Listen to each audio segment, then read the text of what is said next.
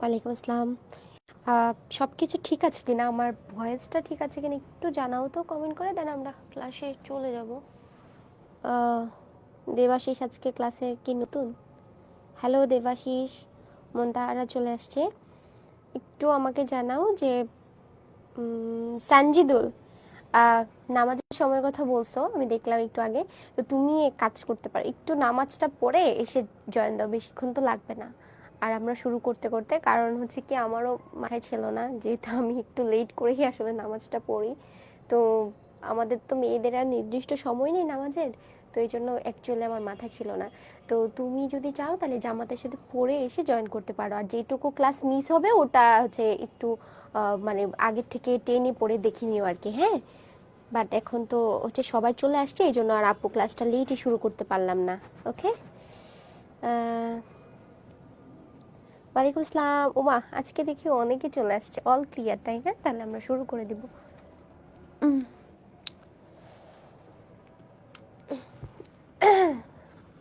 Hello everyone, সব ঠিকঠাক?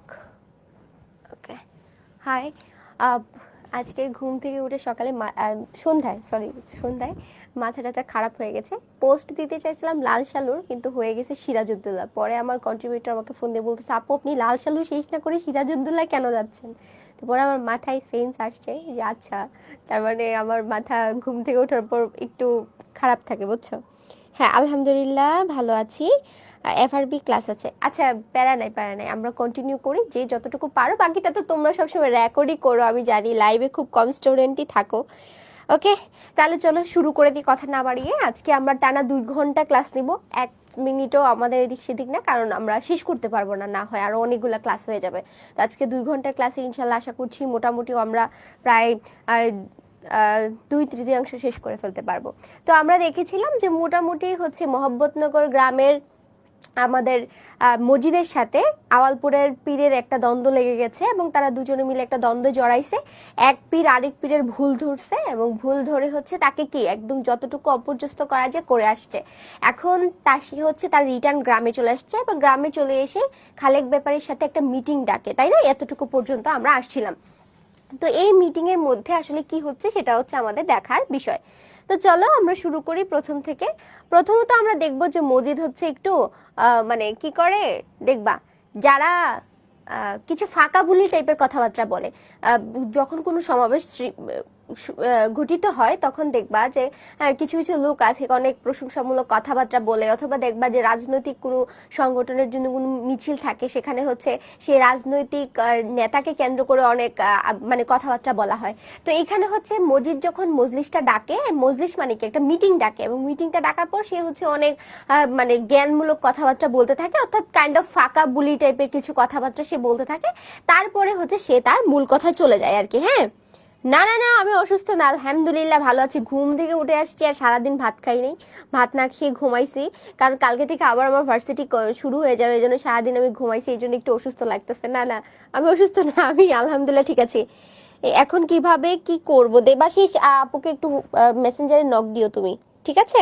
তোমার সাথে কথা বলবো না। ওকে, তাহলে চলো, মজিদ গুরুগম্ভীর কণ্ঠে সংক্ষেপে তার বক্তব্য পেশ করলো। এখন হচ্ছে সে একটা গুরুগম্ভীর মানে একটা ভাব নিয়ে সে একটা বক্তৃতা শুরু করছে। সে বলতেছে, ভাই সকলে আপনারা জানেন যে বেদাতি কোনো কিছু খোদা তাআলার অপ্রিয়। তাহলে খোদা তাআলার অপ্রিয় কোন জিনিস বলতো? বেদাতি। বেদাতি মানে আমরা বুঝি, বেদাতি মানে কিন্তু আমি বলছিলাম গত ক্লাসে, বেদাতি মানে হচ্ছে ইসলামের বহির্ভূত জিনিসপত্র, মানে ইসলামে যে জিনিসটা প্রচলিত না সেটা যদি আমরা করতে থাকি তাহলে সেটাকে বলা হয় বেদাত।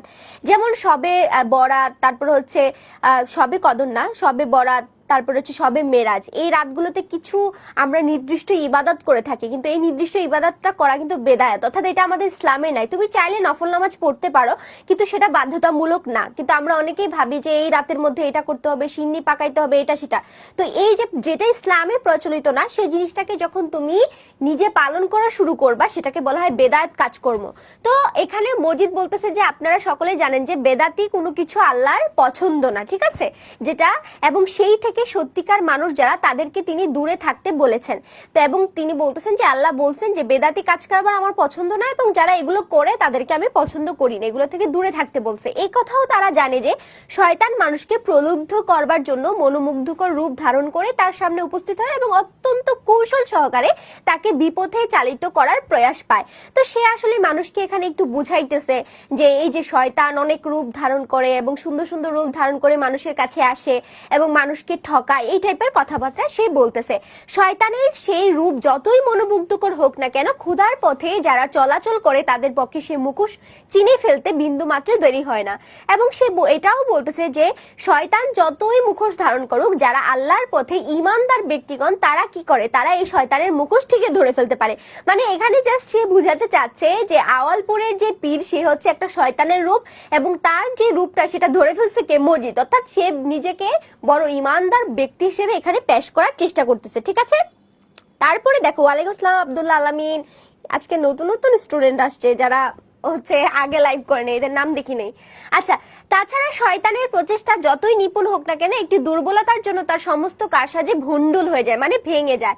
এবং সে এটাই বলতেছে যে শয়তান যতই শক্তিশালী হোক না কেন, একটা পয়েন্টের জন্য সে একটা সময় গিয়ে সে ধরা পড়ে যায়, তা হলো বেদাতি কাজ কারবারের প্রতি শয়তানের প্রচন্ড লোভ। এখানে এই কথা স্পষ্টভাবে বুঝতে হবে যে শয়তান যদি মানুষকে ক্ষুধার পথেই নিয়ে গেল, তাহলে তার শয়তানি রইল কোথায়? তো এখন বলতেছে যে শয়তান আমাদেরকে সবসময় এই বেদাতি কাজ কারবার করার জন্য প্রলুব্ধ করে থাকে, উদ্বুদ্ধ করে থাকে যে এটা করো, এটা করলে তোমার ভালো হবে। এই জিনিসগুলো শয়তান সবসময় আমাদেরকে করে থাকে। এটা যদিও এখানে ব্যঙ্গ আকারে প্রকাশ করা হয়েছে, বাট এটা কিন্তু সত্যি। আমাদের মানে আমরা যারা ইসলাম ধর্মাবলম্বী আছি তারা এই জিনিসগুলো কিন্তু বিশ্বাস করে যে শয়তান আমাদেরকে এই কাজগুলো করার জন্য প্রলুব্ধ করে। এবং এই কথাগুলো প্রশংসামূলক একটু আড়ম্বরপূর্ণ কথাবার্তা দিয়ে সে আসলে একটা মজলিসটাকে কি একটু মানে একটা জমানো থাকে না, যেমন ক্লাসের পূর্বে এখন যদি আমি এসেই ক্লাস শুরু করে দিই তোমাদের কাছে একটু বোরিং লাগবে, বাট মাঝে মাঝে আমি একটু গল্প করি তোমাদের সাথে, একটু মানে আমাদের নিজেদের মধ্যে একটা কানেকশন সৃষ্টি করার চেষ্টা করি। তো এই জিনিসটা এখানে সে হচ্ছে মজলিসের মানুষদের সাথে একটা কানেকশন সৃষ্টি করার চেষ্টা করতেছে, এবং সে এখানে দেখা যায় যে খুবই আড়ম্বরপূর্ণ কথাবার্তা, গুরুগম্ভীর কথাবার্তা বলে মজলিসটাকে একটু মজানোর চেষ্টা করতেছে। ঠিক আছে, আমি কিন্তু অসুস্থ না আজকে। কি আমাকে সত্যি অসুস্থ লাগতেছে আজকে? মনে হয় মেকআপ একটু কম করে চলে আসছি না, কি যে হবে। মেকআপ সুন্দরীদের এই একটা সমস্যা, মেকআপ না করলে সবাই ভাবে মন খারাপ, তারপরে ভাবে জামাই মরে গেছে, তারপরে ভাবে অসুস্থ। কালকে থেকে বেশি করে মেকআপ করে আসবো, লাল স্টিক দিয়ে আসবো, তাহলে তোমরা বলবা যে না আপু আজকে সুস্থ আছে। আমি আজকে একটু মেকআপ কম করছি, ঘুম থেকে উঠে চলে আসছি তো এই জন্য একটু অসুস্থ লাগতেছে। না আজকে মেকআপ কম করছি, ঠিক আছে। তারপরে দেখো নেক্সট চলে যাই। ভনিতার পর মজিদ আসল কথায় আসলো। ভনিতা মানে কি? ভনিতা মানে বললাম যে একটু ঢং ঢাং করা, অর্থাৎ একটু আড়ম্বরপূর্ণ কথাবার্তা বলা, একটু তোমার কি ফাঁকা বুলি টাইপের জিনিসপত্র আর কি। মানে আসল কাজ করার আগে যদি তোমার ধরো একটু তুমি অন্য কাজ করে নিয়ে নিতে পারো, তাহলে সেটাকে বলেছে ভনিতা। অনেকে বলে না যে এত ভনিতা করিস না, অর্থাৎ এত ঢং করিস না, এই টাইপ অফ। সে আসল কথায় যাওয়ার আগে কিছু ফাঁকা বুলি বলে নিল, একটু দম নিয়ে সে আবার তার বক্তব্য শুরু করে। আওয়ালপুরের তথাকথিত যে পীর সাহেবের আগমন ঘটেছে তার কার্যকলাপ মনোযোগ দিয়ে লক্ষ্য করলে উক্ত মন্তব্যের যথার্থতা প্রমাণিত হয়। তো সে এতক্ষণ ধরে যে কথাগুলো বলল, সেই কথাগুলো কিসের আঙ্গিকে বললো, এখন সে স্পষ্ট করলো যে আওয়ালপুরের পীরকে কেন্দ্র করে আসলে সে এই কথাগুলো বলেছে। মুখোশ তার ঠিকই আছে, যে মুখোশ তার ঠিকই আছে যে মুখোশকে ভুল করে মানুষ তার কবলে গিয়ে পড়বে, কিন্তু তার উদ্দেশ্যে মানুষকে বিপথে নেওয়া, ক্ষুধার পথ থেকে সরিয়ে জাহান্নামের দিকে চালিত করা। তো এখানে দেখো সে বলতেছে যে এই আওয়ালপুরের যে পীর তার কিন্তু মুখোশ আছে, সেটা যেই করো থাকতে পারে, কিন্তু সে দেখো এই মুখোশ তো মজিদেরও আছে, কিন্তু সে মানুষকে কিভাবে এটা এমন পরিমাণে তাদের মনের মধ্যে ঢুকাই দিতেছে যে দেখেন তার মুখোশ ঠিকই আছে, কিন্তু তার মুখোশ থাকতেই পারে, আমার এতে কোনো প্রবলেম নাই, কিন্তু সে আপনাদেরকে জাহান্নামের দিকে নিয়ে যাইতেছে, সে আপনাদেরকে দিয়ে পাপ কাজ করাইতেছে। মানে এই কথাগুলো বললে তো মানুষ তার কথায় বেশি বিশ্বাস করবে, তাই না? তো এই জন্য সে বলতেছে দেখেন তারা হচ্ছে এই আওয়ালপুরের পীর আপনাদেরকে বিপথে অর্থাৎ খারাপ পথে নিয়ে যাচ্ছে এবং জাহান্নামের দিকে নিয়ে যাইতেছে। হ্যাঁ, তো এটার জন্য আসলে দেখা যায় যে সে আসলে এটা বিশ্বাস করানোর চেষ্টা করতেছে যে আওয়ালপুরের পীর আসলেই একজন ভণ্ড মানুষ, এবং সে আপনাদেরকে কি করতে চাইতেছে, আপনাদেরকে খারাপ পথে নিতে চাইতেছে।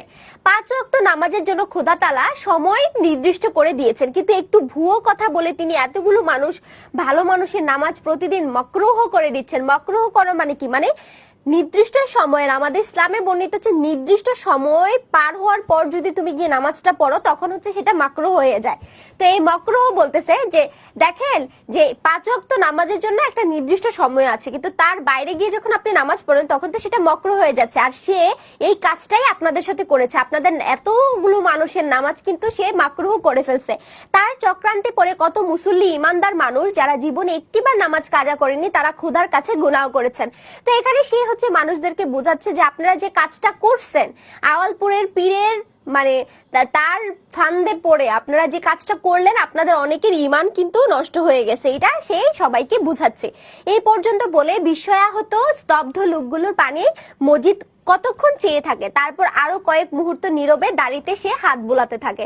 তো সে আসলে সবার চেহারাটা পর্যবেক্ষণ করতেছিল যে কার মনের মধ্যে তার কথাগুলো কতটুকু প্রভাবিত হয়েছে, এবং সে আস্তে আস্তে তার দাড়িতে হাত বুলাইতে থাকে। অর্থাৎ সে যখনই কোনো কিছু চিন্তা করে বা হচ্ছে যখন কোনো কি বলে চিকন বুদ্ধি তার মাথায় আসে তখন কিন্তু সে দাড়ি চুলকায়।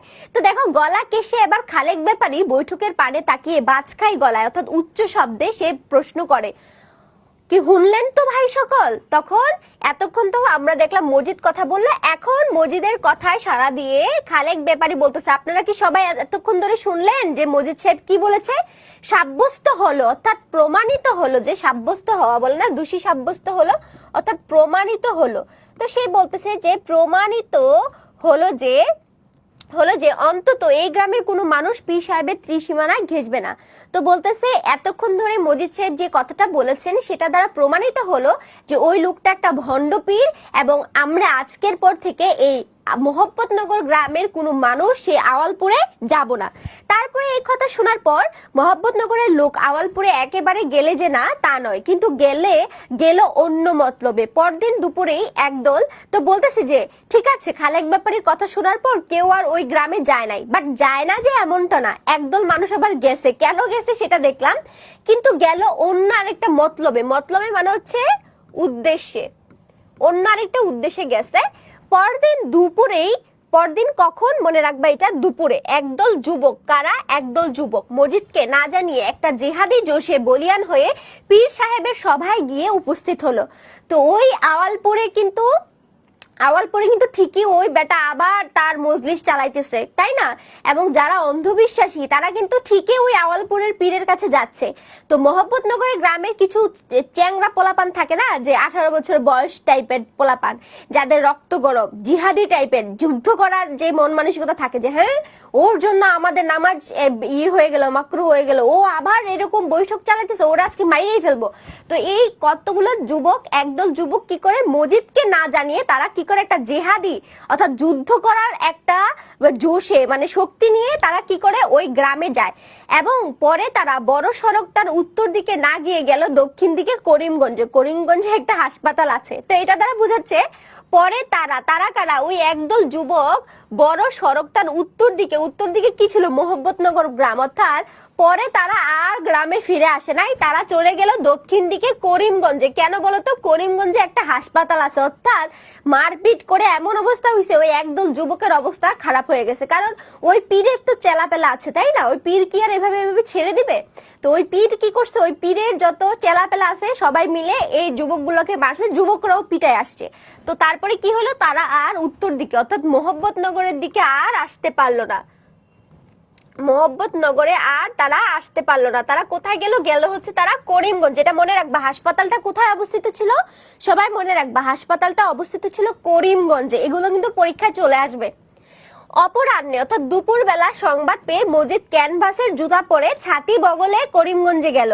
ছাতি কি? ছাতা, মানে ছাতা বগলে মানে কি, যে বগলের নিচে করে গেল। ক্যানভাসের জুতা মানে কি? ক্যানভাসের জুতা যে শু টাইপের জুতা, তোমরা অনেকেই হয়তো দেখে থাকবা ক্যানভাসের জুতাগুলো হচ্ছে আর কি এই টাইপের, মানে একটু তখনকার সময়ে তো পড়তো যারা মোটামুটি একটু স্ট্যান্ডার্ড ছিল।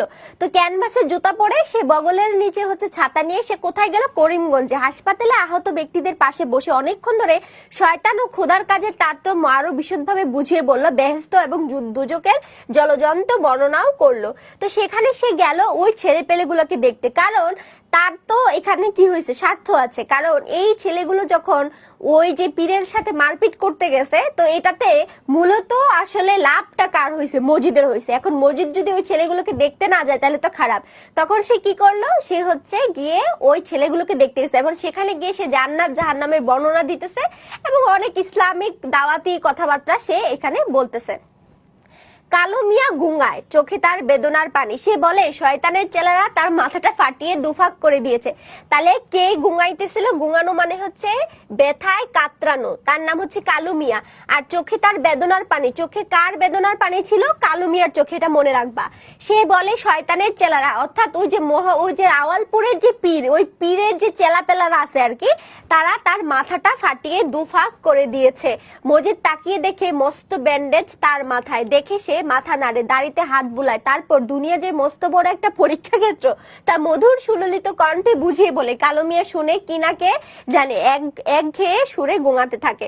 তো সেখানেও সে বলে যে এটা হচ্ছে আল্লাহর একটা পরীক্ষা, আল্লাহ তোমাকে পরীক্ষা করছে এবং দেখো এদের দ্বারা তুমি মাইর খাইছো, এটাও একটা আল্লাহর পরীক্ষা। এখন ব্যথার মধ্যে ওই লোকের মাথার মধ্যে কি আর এইগুলো চলতেছে? সে তো ব্যথায় গুঙাইতেছে, আর এদিকে মজিদ হচ্ছে সে কি তার বাণী দিয়েই যাচ্ছে। তারপরে দেখো কি বলতেছে, রাতে এশার নামাজ পড়ে বিদায় নিতে মজিদ হঠাৎ অন্তরে কেমন বিস্ময়কর ভাব বোধ করে। কম্পাউন্ডারকে, তাহলে দেখো সে কখন ওদেরকে দেখে আবার ফেরত আসতেছিল? এশার নামাজ পড়ে। তাহলে রাতে সেখান থেকে সে এশার নামাজ পড়ে বিদায় নিতে মজিদ হঠাৎ অন্তরে কেমন একটা বিস্ময়কর, মানে অবাক করার একটা তার মনের মধ্যে কাজ করতেছিল। কম্পাউন্ডারকে ডাক্তার মনে করে বলে, পোলাগুলিরে একটু দেখবেন, ওরা বড় সোয়াবের কাম করছে, ওদের যত্ন নিলে আপনারও সোয়াব হইব। এখন কম্পাউন্ডার কিন্তু ডাক্তার না, ডাক্তারের চারপাশে থাকে আর কি, অর্থাৎ ডাক্তাররা যে ওষুধগুলা লিখে দেন সে ওষুধগুলা হচ্ছে রোগীকে প্রোভাইড করা হচ্ছে তার দায়িত্ব। এখন এরে দেখা মজিদ ভাবছে কি এ হয়তো ডাক্তার, যেহেতু অ্যাপ্রন হয়তো পড়েছিল। এখন কম্পাউন্ডারকে সে ডাক্তার ভাইবা কি করলো? বলতেছে এই পোলাগুলা অর্থাৎ এই ছেলেগুলোরে একটু দেখবেন, তারা অনেক সোয়াবের, অর্থাৎ খুব ভালো কাজ করছে এবং তাদের সেবা করলে আপনিও সোয়াব পাবেন, এমন বলে তাকে জ্ঞান দিতে থাকে। তারপরে দেখো কি বলতেছে, ভাং গাঁজা খাওয়া, রসকস শূন্য, হাড় গিলে চেহারা কম্পাউন্ডারে। তাহলে এটা পরীক্ষায় এমসিকিউ চলে আসে। এমসিকিউ প্লাস ক নাম্বার প্রশ্নতে অনেক সময় দেখা যায় যে ভাং গাঁজা অর্থাৎ মানে নেশাগ্রস্ত অবস্থায় রসকস শূন্য হাড় গিলে চেহারা কার ছিল? কম্পাউন্ডারের ছিল, এটা মনে রাখবে। হ্যাঁ, এটা পরীক্ষায় চলে আসে, সবাইকে রাগাই দিলাম। ভাং গাঁজা খাওয়া, রসকস পূর্ণ মানে রসকস শূন্য হাড় গিলে চেহারা ছিল ওই কম্পাউন্ডারের, অর্থাৎ সে হচ্ছে যেহেতু তাকে রাত জাগতে হয়, হসপিটাল পাহারা দিতে হয়, রুগী দেখতে হয়, রুগীদের আশেপাশে থাকতে হয়, এই জন্য সে কিন্তু এই গাঁজা টাজা খেয়ে থাকে। আর তার চেহারা ছিল খুবই হাড় গিলে মানে শুকনা শাকনা এবং নেশাগ্রস্ত অবস্থায় ছিল। ওয়ালাইকুম আসসালাম রাতুল। প্রথমে দুটো পয়সার লোভে তার চোখ চকচক করলো। প্রথমে সে ভাবছিল যে মসজিদের কাছ থেকে মানে পটায়ে টটায়ে দুই একটা পয়সা নিতে পারবে, কিন্তু মসজিদের যে লেবাস অর্থাৎ সে তো হুজুরের একটা লেবাস ধরে গেছিল, তো তার যে চেহারা এবং সেটা দেখে ওই লোকটা একটু ভয় পেয়ে যায় এবং সে কিন্তু সোয়াবের কথা শুনে একবার আপাদমস্তক মসজিদকে দেখে নেয়, তারপর নিরুত্তরে হাতের শিশিটা ঝাঁকাতে ঝাঁকাতে অন্যত্র চলে যায়। অর্থাৎ তার হাতে ছিল মদের শিশি আর কি, মদ ছিল এবং সেটা জাকাইতে জাকাইতে সে খেতে খেতে চলে যায়। সে আর এখানে মসজিদের সাথে কোনো কথা বলে না। গ্রামে ফিরে দেখো মসজিদ এত বড় একটা ভণ্ড ছিল আর একটা বাটপার ছিল। মসজিদ গিয়ে দেখো কত বড় মিথ্যা কথা বলছে। গ্রামে ফিরে মসজিদ কালু মিয়ার বাপ, ওই যে কালু মিয়া ব্যথায় কাতরাইতেছিল, ওই কালু মিয়ার বাপের সঙ্গে দু চারটে কথা কয়। বুড়ো এক সিলিম তামাক এনে দেয়, বুড়ো হচ্ছে তাকে কিছুটা তামাক এনে দেয়। মজিদ নিজে গিয়ে ছেলেকে দেখে এসেছে বলে কৃতজ্ঞতায় তার চোখ ছলছল করে। হুকা তুলে নেবার আগে মজিদ বলে, তো যেহেতু মজিদ নিজে গিয়ে তার ছেলেকে দেখে আসছে অর্থাৎ কালু মিয়ারে দেখে আসছে, তো এটা শুনে কালু মিয়ার বাপের মনে অনেক আনন্দ হয় এবং সে খুবই কৃতজ্ঞতা বোধ করে। তারপর দেখো মজিদ তারে কত বলো একটা মিথ্যা কথা বলে, কোনো চিন্তা করবা না মিয়া, খোদা ভরসা। তারপর বলে যে হাসপাতালের বড় ডাক্তারকে সে নিজেই বলে এসেছে এদের যত্ন আদর যত্ন হয়। ডাক্তারকে অবশ্য কথাটা বলার কোনো প্রয়োজন ছিল না, কারণ গিয়ে দেখে এমনিতেই শাহী কাণ্ড কারখানা, ওষুধপত্র বা সেবা শুশ্রূষার কোনো শেষ নাই। তো বলতেছে যে মজিদ নাকি নিজে গিয়ে ওখানে ডাক্তারদেরকে বলে আসছে যেন তার ছেলে সহ আরো যারা আহত হয়েছে মারপিটে তাদেরকে যেন সুন্দরভাবে সেবা যত্ন করে, এই কথাগুলো সে বলতেছিল। খুব জোরে দম কষে একগাল ধোঁয়া ছেড়ে আরো শোনায় যে তবু তার কথা শুনে ডাক্তার বলেন তিনি দেখবেন ওদের জন্য অযত্ন বা তকলিফ না হয়। তো বলতেছে যে ওখানে তো অনেক বড় হসপিটাল এবং সেখানে সবকিছু আছে, তোমার টেনশন করার কোনো কারণে নাই। এগুলো কাকে বলতেছে? কালু মিয়ার বাপকে বলতেছে যে তোমার টেনশন করার কোনো কারণই নেই, কারণ সেখানে সবকিছু আছে। তারপরও ডাক্তার আমাকে বলছে যে আমি যেন কোনো টেনশন না করি, যে ওদের কোনো সেবা যত্নের কি কমতি হবে না, ওদের কোনো অযত্ন বা তাকলিফ হবে না। তারপর আরেকটা কথা লেজুর লাগায়, আরেকটা লেজুর লাগানো মানে কি একটু বাড়িয়ে বাড়িয়ে বলা। কথাটা অবশ্য মিথ্যা ছিল এবং সজ্ঞানে সুস্থ দেহে মিথ্যা কথা কয় বলে মনে মনে তওবা কাটে। তো ও যখন আবার মিথ্যা কথা বলতেছে নিজের স্বার্থে, আবার সে যেহেতু সজ্ঞানেই মিথ্যা কথা বলতেছে, ও আবার মনে মনে তওবা করতেছে আর কি, যে ও যে মিথ্যা কথা বলতেছে সেটা তো ও বুঝতেছে। তো এই জন্য ও আবার কি তওবা করতেছে। কিন্তু কি করা যায়, দুনিয়াটা বড় বিচিত্র জায়গা, সময় অসময়ে মিথ্যে না বললেই নয়। দেখছো কি জিনিস শিখাইতেছে তোমাদেরকে? দেখো মজিদ যে এত বড় একটা ভণ্ড এবং সে তার প্রয়োজনে ঠিকই মিথ্যা কথা বলে, যখন যেখানে মিথ্যা কথা বললে ও বেঁচে যাবে সে কিন্তু সেভাবেই মিথ্যা কথাটা বলে থাকে। এবং সে বলে ডাক্তার সাহেব নাকি তার মুরিদ কিনা, তাই সেখানে মজিদের বড় খাতির, বড় মজিদকে কেউ দেখে চিনেই নাই, তাই না? আর সে বলতেছে সেখানকার যে ডাক্তার, সে ডাক্তার নাকি মজিদের মুরিদ, অর্থাৎ মজিদ তো পীর আর মজিদের মুরিদ নাকি ছিল সেখানকার ডাক্তার। এই জন্য নাকি বলছে যে কোনো অংশে কোনো কিছুতে কোনো খাতিরদারিতে কোনো কমতি হবে না। অনেক বড় একটা সে মিথ্যা কথা বলে। বাইরে নিরুদ্বিগ্ন ও স্বচ্ছন্দ থাকলেও ভিতরে ভিতরে মজিদের মন কদিন ধরে চিন্তায় ঘুরপাক খায়। যদিও সে বাইরে বাইরে খুব আনন্দ বোধ করতেছিল, বাট ভিতরে কিন্তু তার ঠিকই চিন্তা কাজ করতেছিল। আওয়ালপুরে যে পীর সাহেবের আস্তানা গেড়েছে তিনি সুজা লোক নন। বহু পুরুষ আগে দীর্ঘ পথ শ্রম স্বীকার করে আবক্ষ দাড়ি নিয়ে শানদার জুব্বা জাব্বা পরে যে লোকটি এদেশে আসেন তার রক্ত ভাটের দেশের মেঘ পানিতেও একেবারে আনওনা হয়ে যায়নি। পাঞ্চা হয়ে গিয়ে থাকলেও পীর সাহেবের শরীরে সে ভাগ্যান্বেষী দুঃসাহসী ব্যক্তিরই রক্ত, কাজেই একটা পাল্টা জবাবের অস্বস্তিকর প্রত্যাশা থাকে মজিদ। তো মজিদ তখন আবার একটু ভয় পাইতেছে যে পীর এখানে আসছে সে কিন্তু সহজে এখান থেকে যাবে না, কারণ তার যে একটা শিকড়, মানে তার বাপ দাদাদের যে একটা পরিচয়, তারা তো এই দেশেরই। এখন মজিদ কেন ভয় পাচ্ছে? কারণ মজিদ কিন্তু এই এলাকার না, কিন্তু ওই লোকটা কিন্তু ওই এলাকারই ছিল। তো সে ভাবতেছে যে আমি যে কোনো মুহূর্তে এখান থেকে চলে যাইতে পারি বা আমাকে তারা উঠাই দিতে পারে, কিন্তু ওকে উঠানোটা তো এত সহজ না। এবং সেটা দেখা যায় যে সে বলতেছে যে যদি এই লোকটাকে মানে আমি যদি সমূলে উচ্ছেদ করতে না পারি, এই লোকটা হয়তো আমাকে কি করতে পারে, আমাকে আবার সে আক্রমণ করতে পারে। এবং সেই ভয়েই কিন্তু সে একটা অস্বস্তিকর প্রত্যাশার মধ্য দিয়ে তার দিন কাটতে থাকে। এবং সে ভাবে যে আমার এখানকার ছেলেপেলেরা যে ওখানে গিয়ে ওদেরকে মারপিট করে আসলো, এখন তো হয়তো ওরা আবার পাল্টা জবাব আমাকে দিতে পারেন। মোহাম্মদনগরের লোকেরা আর ওদিকে যায় না, কাজে আক্রমণ যদি একান্ত আসেই আগে ভাগে তার হদিশ পাবার জো নেই। সেজন্য মজিদের মনে অস্বস্তিটা রাত দিন আরো খচখচ করতে থাকে, কারণ মোহাম্মদনগরের গ্রামের মানুষজন কিন্তু এখন আর ওই গ্রামে যায় না, তাই না? তো এখন ওরা কি এই গ্রামে আক্রমণ করবে কিনা, মানে গ্রামে গ্রামে মারপিট লাগে না, বেশি হয় ব্রাহ্মণবাড়িয়াতে। দেখবা যে ব্রাহ্মণবাড়িয়াতে কিছু একটা হলেই মারপিট লেগে যায়। আর ব্রাহ্মণবাড়িয়াতে প্রচুর পরিমাণে মাদ্রাসা আর হচ্ছে তোমার মানে মসজিদ আর কি।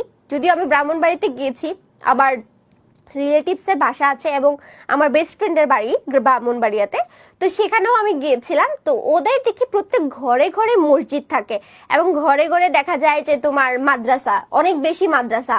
তো ওখানে আবার দেখলাম যে মাজারও আছে। তো তোমরা তো অনেকে বিশ্বাস করতে চাও না যে এরকমটা কি আদৌ হয়। হয়, এখনো তোমরা গেলে দেখবা ওখানে মাজার আছে, মাজারের মধ্যে সিন্নি দিতেছে, মানত করতেছে, এটা করে সেটা করে, মানে যত বেদায়েতি কাজ কারবার সব কিন্তু ওখানে হয়ে থাকে। তো সেটা মানুষের মধ্যে যে বিশ্বাস জন্মায় যায় সেটা তো সহজে দূর করা সম্ভব না।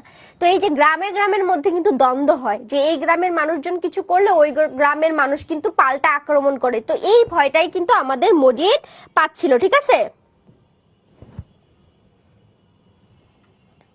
হ্যাঁ, আমি অসুস্থ না, আমি ভালো আছি। আমি আজকে মেকআপ করিনি তাই অসুস্থ লাগতেছে। আচ্ছা,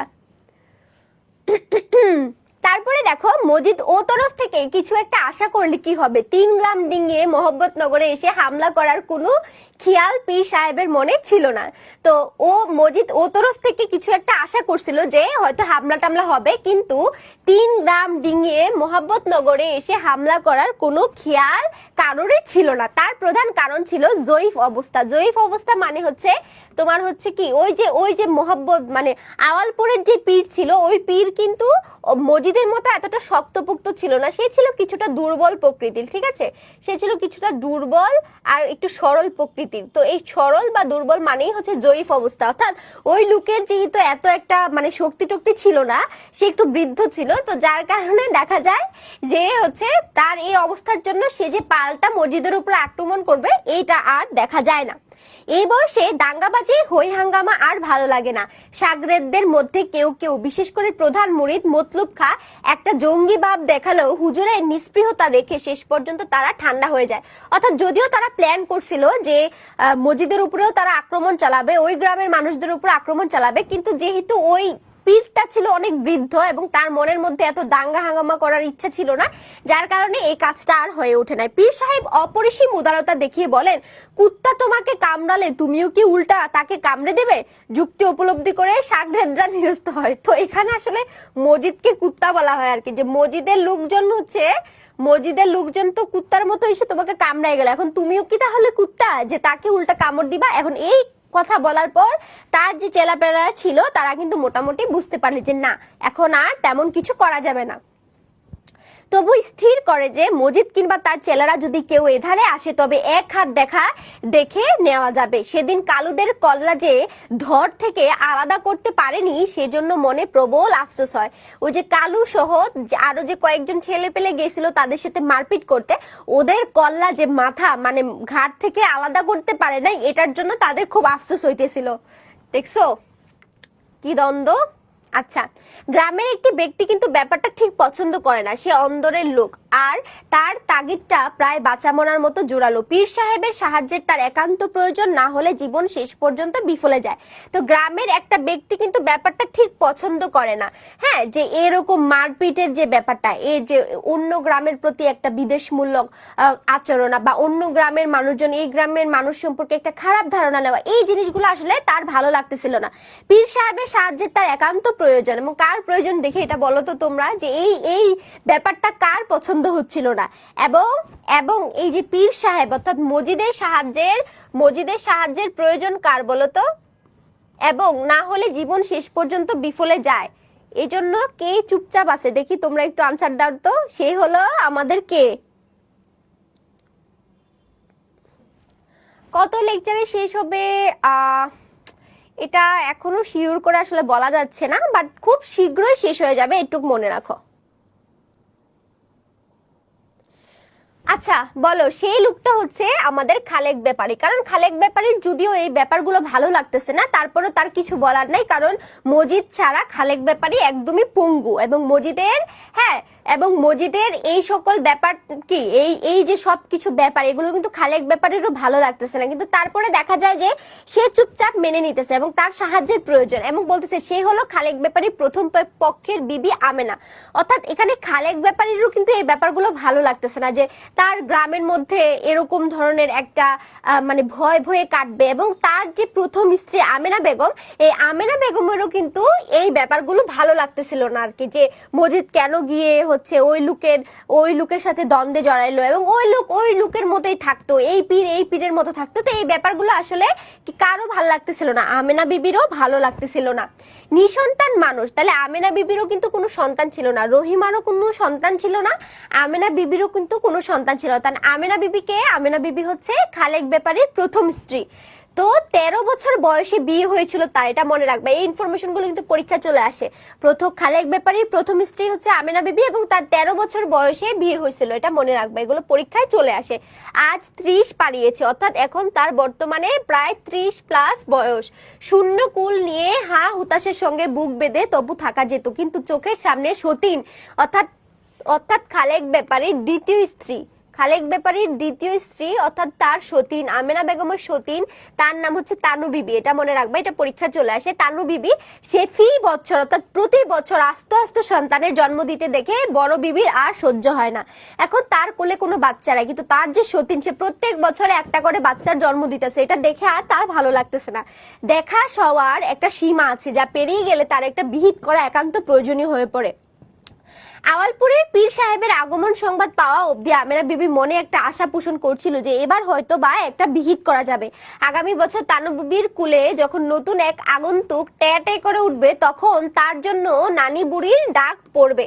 শেষে নানি বুড়ি মাথা নেড়ে হেসে রসিকতা করে বলবে, ওস্তাদের মার শেষ কাটালে। তো বলতেছে যে তার মানে যখন ওই আওয়ালপুরে পীর আসছিল এবং এই পীরের নামে এত সুনাম সে শুনছিল, তো তখন সে ভেবেছিল যে হয়তো ওই লোকের পানি পড়া খেলে বা ওই লোকটার ওই পীরের হয়তো দোয়া পেলে আমেনা বিবির বাচ্চা হইতে পারে। তো এটা তো একটা তোমার দেখা যায় যে এটা কুসংস্কার, বাচ্চা তো আর বললেই এমনি হয়ে যায় না, এটা তো একটা বৈজ্ঞানিক ব্যাখ্যা আছে। তো কিন্তু গ্রামের মানুষজন কিন্তু এই সকল পানি পড়া টড়াতে বিশ্বাস করে।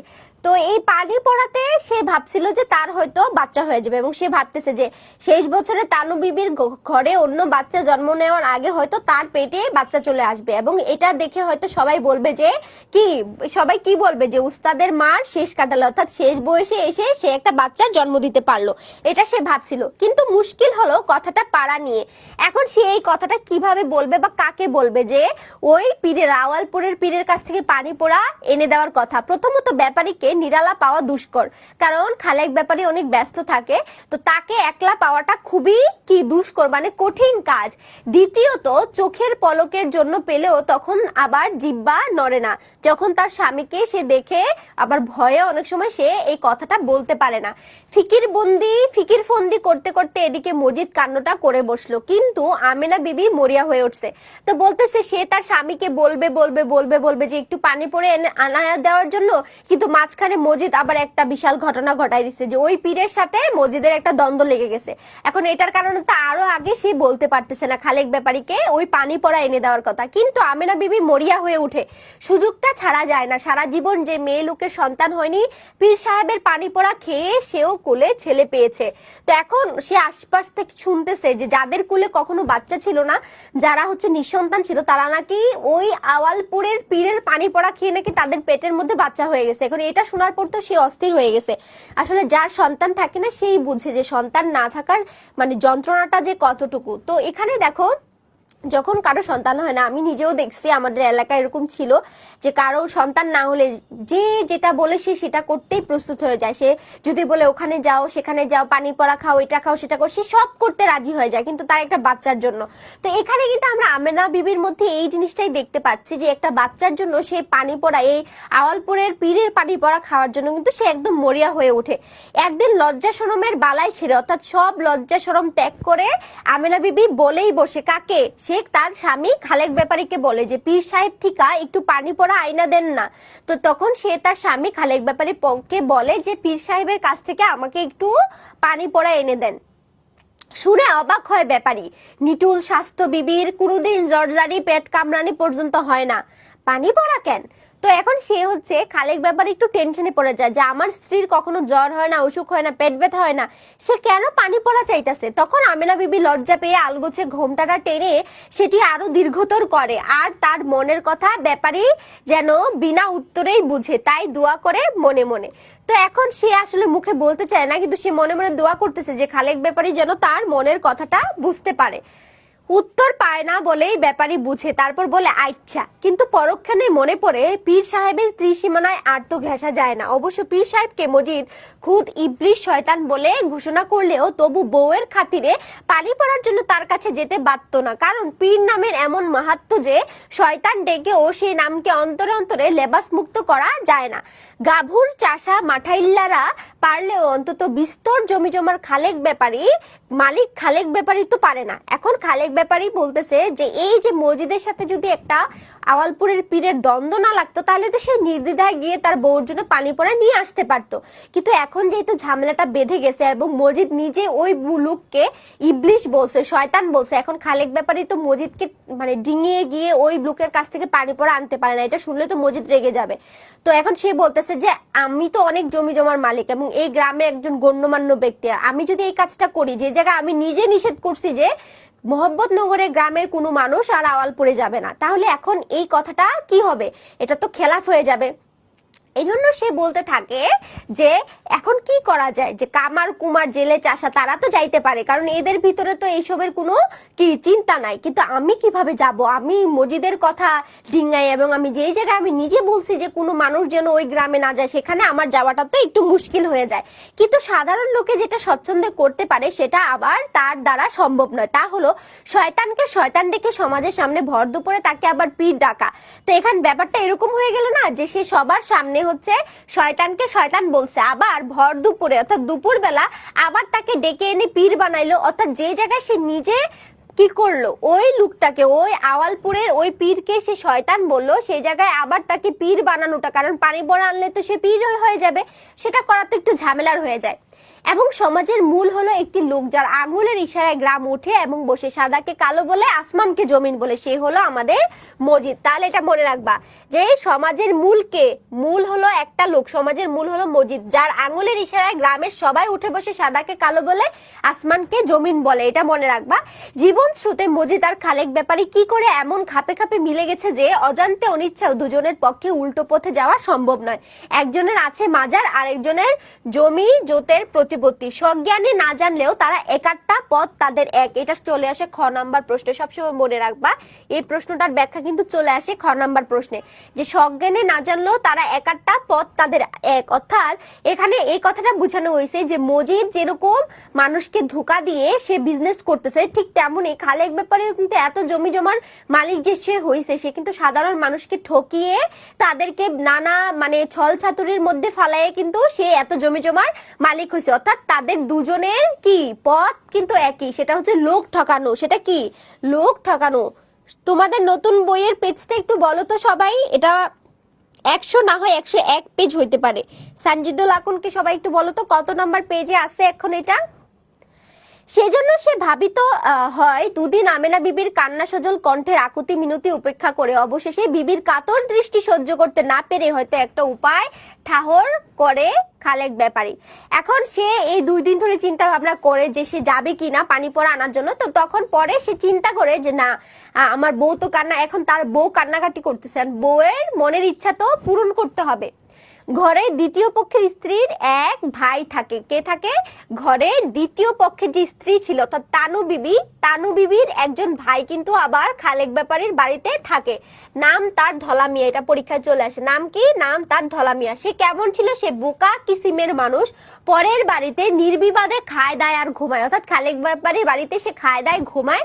আর বোন জামাইয়ের ভাত এতই মিঠা লাগে যে নরার নাম করে না বছরান্তেও, বছরের পর বছর সে এখানেই থেকে যায়, এখান থেকে আর সে যায় না, আড়ালে আড়ালে থাকে। কচিত কখনো দেখা হয়ে গেলে দুটি কথা হয় কি হয় না, কোনোদিন মেজাজ ভালো থাকলে ব্যাপারী হয়তো শালার সঙ্গে খানিক মস্করাও করে।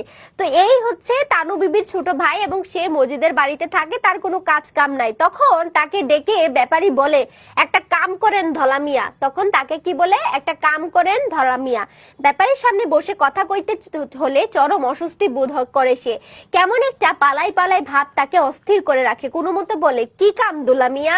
তখন সে উত্তরে বলে যে আচ্ছা দুলাভাই কি কাম বলেন, আপনার কি কাজটা আমি করে দিতে পারি। কি তার কাজ? ব্যাপারী আগাগোড়া সবকিছু তাকে বুঝিয়ে দেয়। বলো বোকা কিসিমের, কিসিমের মানে হচ্ছে মতো, বোকার মতো মানুষ আর কি, দেখতে বোকার মতো লাগে এরকম কিসিমের, ঠিক আছে। তারপরে দেখো কি বলতেছে, কি তার কাজ? সে কাজটা কিন্তু ওই যে পানি পড়া এনে দেওয়ার যে কাজটা, এটা আগাগোড়া খালেক ব্যাপারী তাকে বুঝায় দেয়। প্রথম বিবির দিলের খায়েশের কথা দীর্ঘ ভূমিতা সহকারে সে বর্ণনা করে। দিলের খায়েশ মানে হচ্ছে মনের ইচ্ছা।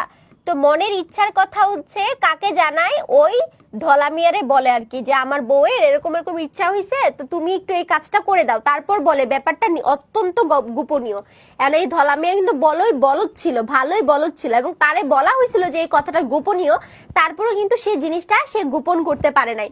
এবং আওয়ালপুর তাকে রওনা হতে হবে শেষ রাতের অন্ধকারে, যাতে কাকপক্ষীয় খবর না পায়। তাহলে আওয়ালপুরে তাকে কখন যাওয়ার কথা বলছে? একদম শেষ রাতে আর কি, মানে ধরো প্রায় রাতের 3টা-4টার দিকে, এবং শেষ রাতের অন্ধকারে, যাতে কাকপক্ষী খবর না পায়। আর সেখানে গিয়ে তাকে প্রচুর সাবধানতা অবলম্বন করতে হবে। এই গ্রাম থেকে গেছে এই কথা যেন ঘুণাক করেও কেউ বলতে না পারে। বলবে যে করিমগঞ্জের উপারে তার বাড়ি। কোথায় বলতে বলছে? যে তুমি যে এই আওয়ালপুরের মানে মোহাম্মদনগর গ্রাম থেকে আওয়ালপুরে গেছো, এটা যেন কেউ জানতে না পারে। তুমি বলবা যে তোমার বাড়ি হচ্ছে করিমগঞ্জের ওদিকে একটা বাড়ি। বড় বিপদে পড়ে এসেছে পীর সাহেবের দোয়া পানির জন্য। তার এক নিকটতম নিঃসন্তান আত্মীয়ার একটা ছেলের জন্য বড় শখ হয়েছে। শখের চেয়েও যেটা বড় কথা সেটা হলো এই যে শেষ পর্যন্ত কোনো ছেলে পুলে যদি নাই হয়, তবে বংশের বাতি জ্বালাবার আর কেউ থাকবে না। মোট কথা ব্যাপারটা এমন করুণ ভাবে তাকে বুঝিয়ে বলতে হবে যে শুনে পীর সাহেবের মন গলে পানি হয়ে যায়। এখন খালেক ব্যাপারে কিন্তু সবকিছু ওই ধলা মিয়ারে বুঝাই দিছে যে কি কি বলতে হবে, সেখানে কিভাবে যাইতে হবে, সবকিছু কিন্তু তাকে বুঝাইয়া দিছে। বিবির বড় ভাই কাজেই রেস্তায় মুরব্বী, তবু ধমকে ধামকে কথা বলে ব্যাপারী। তো এখন বলতেছে যে এই যে মানে তোমার ধলা মিয়া, এই ধলা মিয়া কিন্তু তার যে স্ত্রী, এই ধলা মিয়া কিন্তু তার যে স্ত্রী তানু বিবি, তার বড় ভাই, মনে রাখবা এটা, তার কিন্তু বড় ভাই, ছোট ভাই না, তার বড় ভাই। কিন্তু সে খালেক ব্যাপারে দেখা যায় তাকে কথায় কথায় খালি ধমক দেয়। পরগাছা মুরব্বীকে আবার সম্মান, তার সঙ্গে আবার কেতা দুরুস্ত কথা। তো বলতেছে যে এমনিই তো পরগাছা, অর্থাৎ আমার বাড়িতে খায় দায় ঘুমায়, এবং তার সাথে এত কেতা দুরুস্ত মানে এত মিষ্টি মিষ্টি কথা, মধুর মধুর কথা কওয়ার তো সময় খালেক ব্যাপারীর নাই। তাই সে কি করে, তারপরে দেখো কি গো ধলা মিয়া, বুঝলেন নি আমার কথাটা? তো বলতেছে কি ধলা মিয়া, তুমি কি আমার সব কথা বুঝতে পারছো? জি বুঝছি। কাত পর্যন্ত ঘাড় কাত করে ধলা মিয়া জবাব দেয়। প্রস্তাব শুনে মনে মনে কিন্তু ভাবিত হয়। ভাবনার মধ্যে যে আওয়ালপুর এবং মোহাম্মদনগরের মাঝপথে একটা কি আছে, মস্ত বড় তেঁতুল গাছ আছে, এবং সবাই জানে সেটা সাধারণ গাছ নয়, দস্তর মতো দেবংশী। তো বলতেছে যে এত কথা যে ওকে শিখাই দিছে বিবির বর ভাই কি ধলা মিয়া? হ্যাঁ, তানু বিবির বড় ভাই হচ্ছে ধলা মিয়া, ঠিক আছে, এটা মনে রাখবা। অর্থাৎ খালেক ব্যাপারীর শ্যালক আর কি, যদিও সমুন্দি কিন্তু এখানে শ্যালক বলা হয়েছে। তো দেখো কি বলতেছে যে এত কথা বলার পর তার মনের মধ্যে কাজ করতেছে যে আওয়ালপুর এবং মোহাম্মদনগর গ্রাম, এটার মাঝখানে কিন্তু কি আছে, একটা মস্ত বড় তেঁতুল গাছ আছে, আর সেই তেঁতুল গাছে নাকি ভূত আছে। এটা সবাই জানতো, এটা একদম দেখতে দৈত্যের মতো। এখন সে তো ভয় পাইতেছে যে রাতের 2টা-3টা বাজে যদি ও সেখানে যায়, এই তেঁতুল গাছ তো পাড়ি দিয়ে যাইতে হবে, আর রাতের বেলা যদি তেঁতুল গাছের নিচ থেকে ভূত নেমে আসে, তো তার মনের মধ্যে এটা ভয় চলতেছিল। কাকপক্ষী যখন ঘুমিয়ে থাকে তখন অনেক রাত, অত রাতে কি একাকে ওই তেঁতুল গাছের সন্নিকটে ঘেঁষে যায়? ভাবনার মধ্যে এও ছিল যে যেসব দাঙ্গা হাঙ্গামার কথা শুনেছে, তারপর কোন সাহসে পা দেয় মতলুবখার গ্রামে।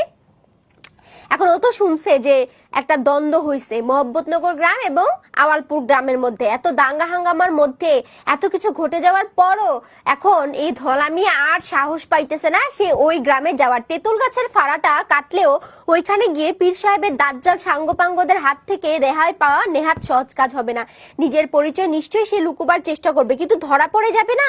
কি বিশ্বাস, কে কখন চিনে ফেলে কিছু ঠিক নেই। যে ঢেঙা লম্বা ধলা মিয়া, তাহলে ধলা মিয়া দেখতে কেমন ছিল? ঢেঙা, অর্থাৎ চিকনা লম্বা ছিল।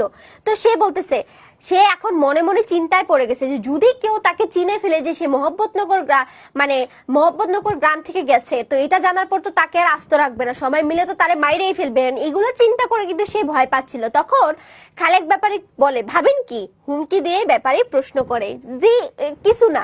তখন সে বলে যে না কিছু না। তবু কয়েক মুহূর্ত তার পানে চেয়ে থাকে। ব্যাপারী বলে, কি বলে,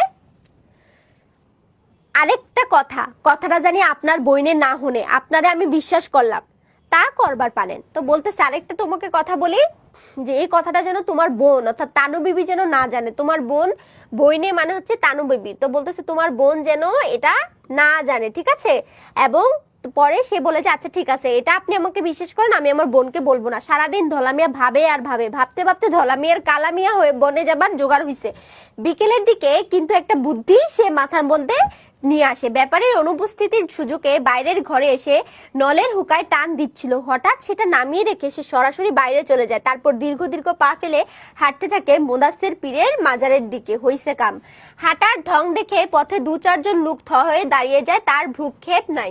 এখন সে মাথার মধ্যে একটা বুদ্ধি আটে যে তারও কষ্ট করে আওয়ালপুর গ্রামে যাইতে হবে না, বা তার ওই তেঁতুল গাছের ভয়ও তাকে পাইতে হবে না, অথবা হচ্ছে মার খাওয়ার ভয়ও তার মধ্যে থাকবে না। সে একটা বুদ্ধি আটে। সেটা কি?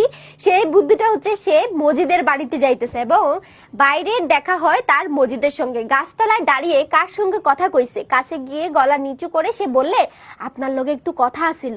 গলাটা বিনয়ে নম্রে হলেও উত্তেজনায় কাঁপছে। তখন সেই মজিদের কাছে গিয়ে বলে, আপনার সাথে আমার একটা কথা আছে। খালেক ব্যাপারী তখন যে দীর্ঘ ভনিতা সহকারে আমেনা বিবির মনের ইচ্ছার কথা প্রকাশ করেছিল, তারই উপর রং ফলিয়ে এখানে সেখানে দরদের ফুটা ছিটিয়ে এবং ফেনিয়ে ফুলিয়ে দীর্ঘতর করে ধলা মিয়া কথা পারে মানে হচ্ছে কথা বলে। অর্থাৎ খালেক ব্যাপারে ওকে যা যা শিখাই দিছিল এগুলো গিয়ে ও সব কিন্তু মজিদকে বলে দেয়। বলে, মেয়ে মানুষের মন বড় অবুঝ, নইলে সাক্ষাৎ ইবলিশ শয়তান জেনেও তারই পানি পড়া খাবার স্বাদ জাগবে কেন আমেনা বিবির? কিন্তু মেয়ে মানুষ যখন পুরুষের গলা জড়িয়ে ধরে তখন আর নিস্তার থাকে না।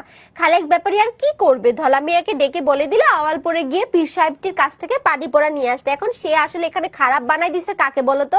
এখানে বলির পাঠা বানাই দিছে কিন্তু আমেনা বিবিকে। বলতেছে দজ্জাল সাঙ্গপাঙ্গ মানে কি? দজ্জাল সাঙ্গপাঙ্গ মানে হচ্ছে ওই যে আওয়ালপুরের যে পীর ছিল না, সেই পীরের কিছু চেলাপেলা ছিল আর কি, অর্থাৎ পাতি নেটার টাইপের। তো এরা খানিকটা দজ্জাল টাইপের ছিল, মানে ওরা মানুষের সাথে মারপিট করতো। তো এই জন্য বলা হচ্ছে দজ্জাল সাঙ্গপাঙ্গ, ঠিক আছে? আচ্ছা, তারপরে দেখো, তারপর সে মজিদের কাছে গিয়ে কি করলো, ধলা মিয়া সবকিছু বলে দিছে এবং মজিদকে বলতেছে যে মেয়ে মানুষের মন না হয় এত বড় একটা শয়তানের কাছ থেকে কি পানি পড়া খাইতে চাই? তো এখানে খালেক ব্যাপারীর কোনো দোষ নাই। তো সে হচ্ছে এখানে খালেক ব্যাপারীর কাঁধে কোনো কি মানে খালেক ব্যাপারীকে যেন না ভুল না বুঝে মজিদ, তো সে সেটা প্ল্যান করে এবং সে কি করে আমেনা বিবিকে খারাপ বানায় দেয়, যে আমেনা বিবি চাইতেছে যে তাকে যেন পানি পড়া এনে দেয়। এখন কি করবে? মজিদ নীরবে তখন শুনে, হঠাৎ তার মুখে ছায়া পড়ে কিন্তু ক্ষণকালের জন্য। তারপর সহজ গলায় প্রশ্ন করে, তা কখন চাইবেন আওয়ালপুর? ধলা মিয়া হঠাৎ ফিচকি দিয়ে হাসে। তখন ধলা মিয়া হাসে, আওয়ালপুরে গেলে কি আর আপনার কাছে আহি? কি কি কেলা পানি পড়াটা দিব হে লোকটা? বেচারির মনে মনে যখন একটা ইস্তা ধরছে তখন ফাঁকির কাম কি ঠিক হইব? আমি কই আপনিই দেন পানি পড়াটা, আর কথাটা একদম চাইপা যান। তো তখন এখানে ধলা মিয়া আবার একটা বুদ্ধি করে। সে বলে যে, ধুর মিয়া, আমি কি আওয়ালপুরে যাইতে হলে আপনার কাছে আসতাম? আর ওই লোকটা একটা ভণ্ড, সে কি না কি পানি পড়া দেয়। তো ভুলভাল পানি পড়া খাওয়াচ্ছে, আমি ভাবতেছি আপনার থেকে পানি পড়া নিয়ে খাওয়াবো, তাহলে হয়তো তার পেটে বাচ্চা আসতে পারে। তো সে হচ্ছে এখানে মজিদকে একটু পাম দেয় আর কি। অনেকক্ষণ মজিদ চুপ থেকে থাকে, এর মধ্যে মুখে ছায়া আসে আর যায়। তার পানি চেয়ে আর তার দীর্ঘ নীরবতা দেখে ধলা মিয়া সব উত্তেজনা শীতল হয়ে আসে। অবশেষে সন্দিগ্ধ কণ্ঠে সে প্রশ্ন করে, কি কন? কি আর কমু? তখন মজিদ বলে, কি আর কমু, এইসব কাম কি চাপাচাপি দিয়া হয়? এ কি আইন আদালত না মামলা মোকদ্দমা? দলিল দস্তাবত জাল হয় কিন্তু খোদা তাআলার কালাম তো জাল হয় না। আপনি আওয়ালপুরেই যান। তো সে আসলে এখানে দেখো, সে কিন্তু ভালোই, তার একটু ইগোতে লাগছে যে সে খালেক ব্যাপারী তো তাকে বলছে আওয়ালপুরের পীরের কাছ থেকে পানি আনার জন্য, এখন ধলা মিয়া আসছে মজিদের কাছে পানি পড়া নিতে। বাট মজিদের এটা খুব ইগোতে লাগছে যে আমার কাছে পানি পড়া না নিয়া কত বড় সাহস। খালেক ব্যাপারী হচ্ছে কাকে বলতেছে যে ওই আওয়ালপুরের পীরের কাছ থেকে পানি পড়া আনতে, তাহলে এটার তো একটা বিহিত করতে হবে। এখানে সে একটু অপমানিত বোধ করছে যে আমাকে এখানে অপমান করা হয়েছে, কারণ অন্য কারোর কাছে তাকে পানি পড়া আনতে পাঠানো হয়েছে, বাট তার কাছে কেন আসছে? তো এটার জন্য তার একটু কি হয়, তখন তার একটু এখানে ইগোতে লাগে। তারপর সে মুহূর্তে ধলা মিয়ার মুখ ফ্যাকাশে হয়ে ওঠে ভয়ে। রাতের অন্ধকারে দেবংশী তেঁতুল গাছটা কি যে ভয়াবহ রূপ ধারণ করে, ভাবতেই বুকের রক্ত শীতল হয়ে আসে। তাছাড়া পীর সাহেবের ডান্ডাবাজ চেলাদের কথা ভাবলেও গলা শুকিয়ে আসে। অনেকক্ষণ চুপ করে থেকে হয়তো ভয়টাকে হজম করে নিয়ে ভগ্ন গলায় ধলা মিয়া বলে, আপনি না দিলেন কিন্তু হেই পীরের কাছে আমি যাবো না। তো ও কিন্তু ভয় পাইতেছে মেনলি ওই তেঁতুল গাছের জন্য, কিন্তু ও এখানে এমন একটা ভাব করতেছে, অর্থাৎ ধলা মিয়া এমন একটা ভাব করতেছে যে ও মজিদের পানি পড়া ছাড়া আর কারো পানি পড়া নিয়েই যাবে না। তো ও বলতেছে যে আপনি যদি আমাকে পানি পড়া না দেন তাহলে কিন্তু আমি আওয়ালপুরে যাব না, আমি আপনার পানি পড়া নিয়েই যাব। কিন্তু ও যে মনে মনে এখানে ভয় পাচ্ছে সেটা কিন্তু সে প্রকাশ করে না। ঠিক আছে। তারপরে দেখো যাইবেন না কেন, তখন মজিদ উত্তর দেয় যে যাইবেন না কেন। এবার একটু রোস্টর স্বরে মজিদ বলে ব্যাপারী মিয়া যখন পাঠাইতেছেন তখন যাইবেন না কেন।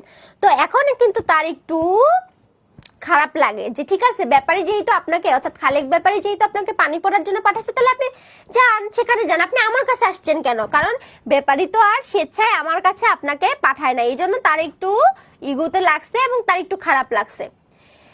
উক্তিটা দুই দিকে কাটে, কোনটা নিয়ে কোনটা ফেলে ফেলে ঠিক করতে না পেরে ধলা মিয়া বিভ্রান্ত হয়ে যায়। অবশেষে কথাটা সঠিক মর্মার্থ উপলব্ধি করার চেষ্টা ছেড়ে সরাসরি বলে, এই কথা আমি বুঝি না, কাল সকালে এক বোতল পানি দিয়া যামুনে, আপনি পয়রা দিবেন।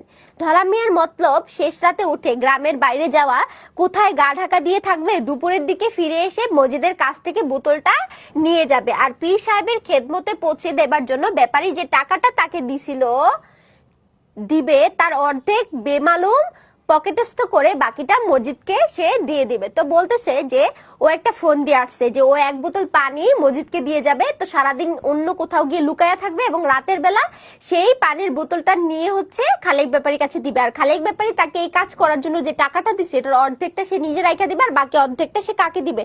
বাকি অর্ধেকটা হচ্ছে সে দিবে তোমার ইয়েকে, মজিদকে।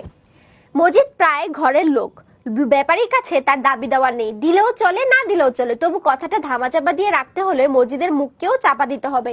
তো এই কথাটা যেন মজিদ বাইরে না বলে, অর্থাৎ খালেক ব্যাপারীকে যেন না বলে, এই জন্যই আসলে ধলামি এই প্ল্যানটা করছিল যে তার কাছে যে টাকাটা দিছে সে টাকাটা অর্ধেক সে রেখে বাকি অর্ধেকটা কাকে, মজিদকে দিয়ে দিবে, কারণ ওই কথাটা যেন খালেক ব্যাপারীকে সে না বলে। তাহলে পাকাপাকি কথা হইলো, ভর দুপুরে আপনি আসুমনি পানি পড়া নিবার জন্য। তারপর তাড়াতাড়ি বলে, ঠগের পিছনে বেহুদা টাকা ঢালন কি বিবেক বিবেচনার কাম?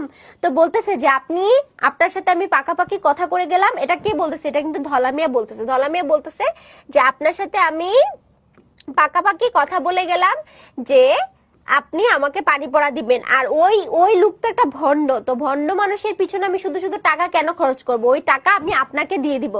টাকার ইঙ্গিতটাই স্পষ্ট এবং লোভনীয় বটে, কিন্তু তবু মজিদ তার কথায় অটল থাকে। নিম রাজিও সে হয় না। নিম রাজি মানে সে অল্প একটু রাজিও কিন্তু হয় না। কঠিন গলায় বলে, না আপনি আওয়ালপুরেই যান। তখন মজিদ কিন্তু ভারী কণ্ঠে ঠিকই বলে যে না, আমি আপনাকে এই পানি পড়া দিতে পারবো না, আপনাকে আওয়ালপুর থেকে আনতে বলছে, ওই পীরের কাছ থেকে গিয়ে আপনি পানি পড়া নিয়ে আসেন। এখন তো ধলামিয়া পড়ে গেছে বড় ঝামেলায়। এতক্ষণ পর ধলামিয়া বুঝে যে মজিদের কথাটা রাগের খাতিরে ব্যাপারী মজিদের নির্দেশের বরখেলাপ করে, সে ঠক পীরের কাছে লোক পাঠাবে পানি পড়া আনবার জন্য, সেটা তার একদমই পছন্দ নয়। না হবারই কথা। ব্যাপারটা ঘোড়া ডিঙ্গিয়ে ঘাস খাবার মতো হয়ে গেল না? তাহলে ঘোড়া ডিঙ্গিয়ে ঘাস খাওয়া মানে কি? যেখানে মজিদ তার নিজেকে অনেক ক্ষমতাবান একজন ব্যক্তি বলে মনে করে, সেখানে মজিদকে ডিঙ্গিয়ে ওই আওয়ালপুরের পীরের কাছ থেকে পানি পড়া আনার কথা যেহেতু খালেক ব্যাপারী বলছে, এটা কিন্তু খুব কষ্ট পায় মজিদ, অনেক কষ্ট পায় এবং তার অনেক রাগ উঠে যায় যে খালেক ব্যাপারীর এত বড় সাহস, ও আমাকে ডিঙ্গিয়ে অর্থাৎ ঘোড়া ডিঙ্গিয়ে ঘাস খাওয়ার মতো তার অবস্থা হয়েছে। ঠিক আছে, তো তারপরে বেমালুম যেন কোথায় পড়াইছিলাম আমরা? কোন লাইনের মধ্যে বেমালুম পড়াইছিলাম? ওই যে তার অর্ধেক বেমালুম পকেটস্থ করে বাকিটা হচ্ছে মজিদকে দিয়ে দিবে। তো অর্ধেক টাকাটা হচ্ছে সে লুকায় নিজের কাছে লাইখা দিবে আর কি, মানে বেমালুম পকেটস্থ করা মানে লুকিয়ে রেখে দেওয়া, এটা কি বুঝাচ্ছে? ঠিক আছে, লুকিয়ে তার অর্ধেক টাকা রেখে দেবে আর বাকি অর্ধেকটা হচ্ছে সে মজিদকে দিবে।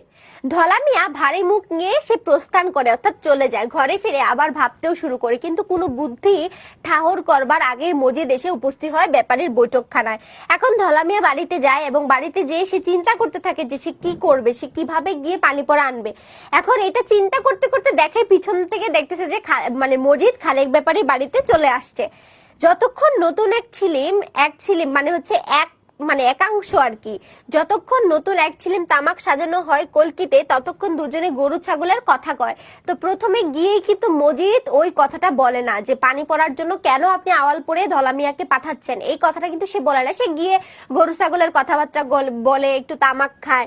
দুয়েক বাড়িতে গরুর ব্যারামের কথা মানে গরুর রোগের কথা শোনা যাচ্ছে।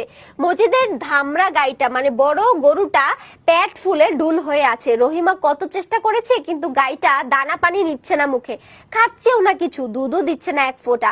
তামাক এলে কতক্ষণ নীরবে ধূমপান করে মজিদ, তারপরে একসময় মুখ তুলে প্রশ্ন করে। এখন সে পাইছে ভাগে খালেক ব্যাপারীকে এবং সে প্রশ্ন করে, হেই পীরের বাচ্চা পীর শয়তানের খবর কি, এখনো ইমানদার মানুষের সর্বনাশ করতেছে না সটকাইছে?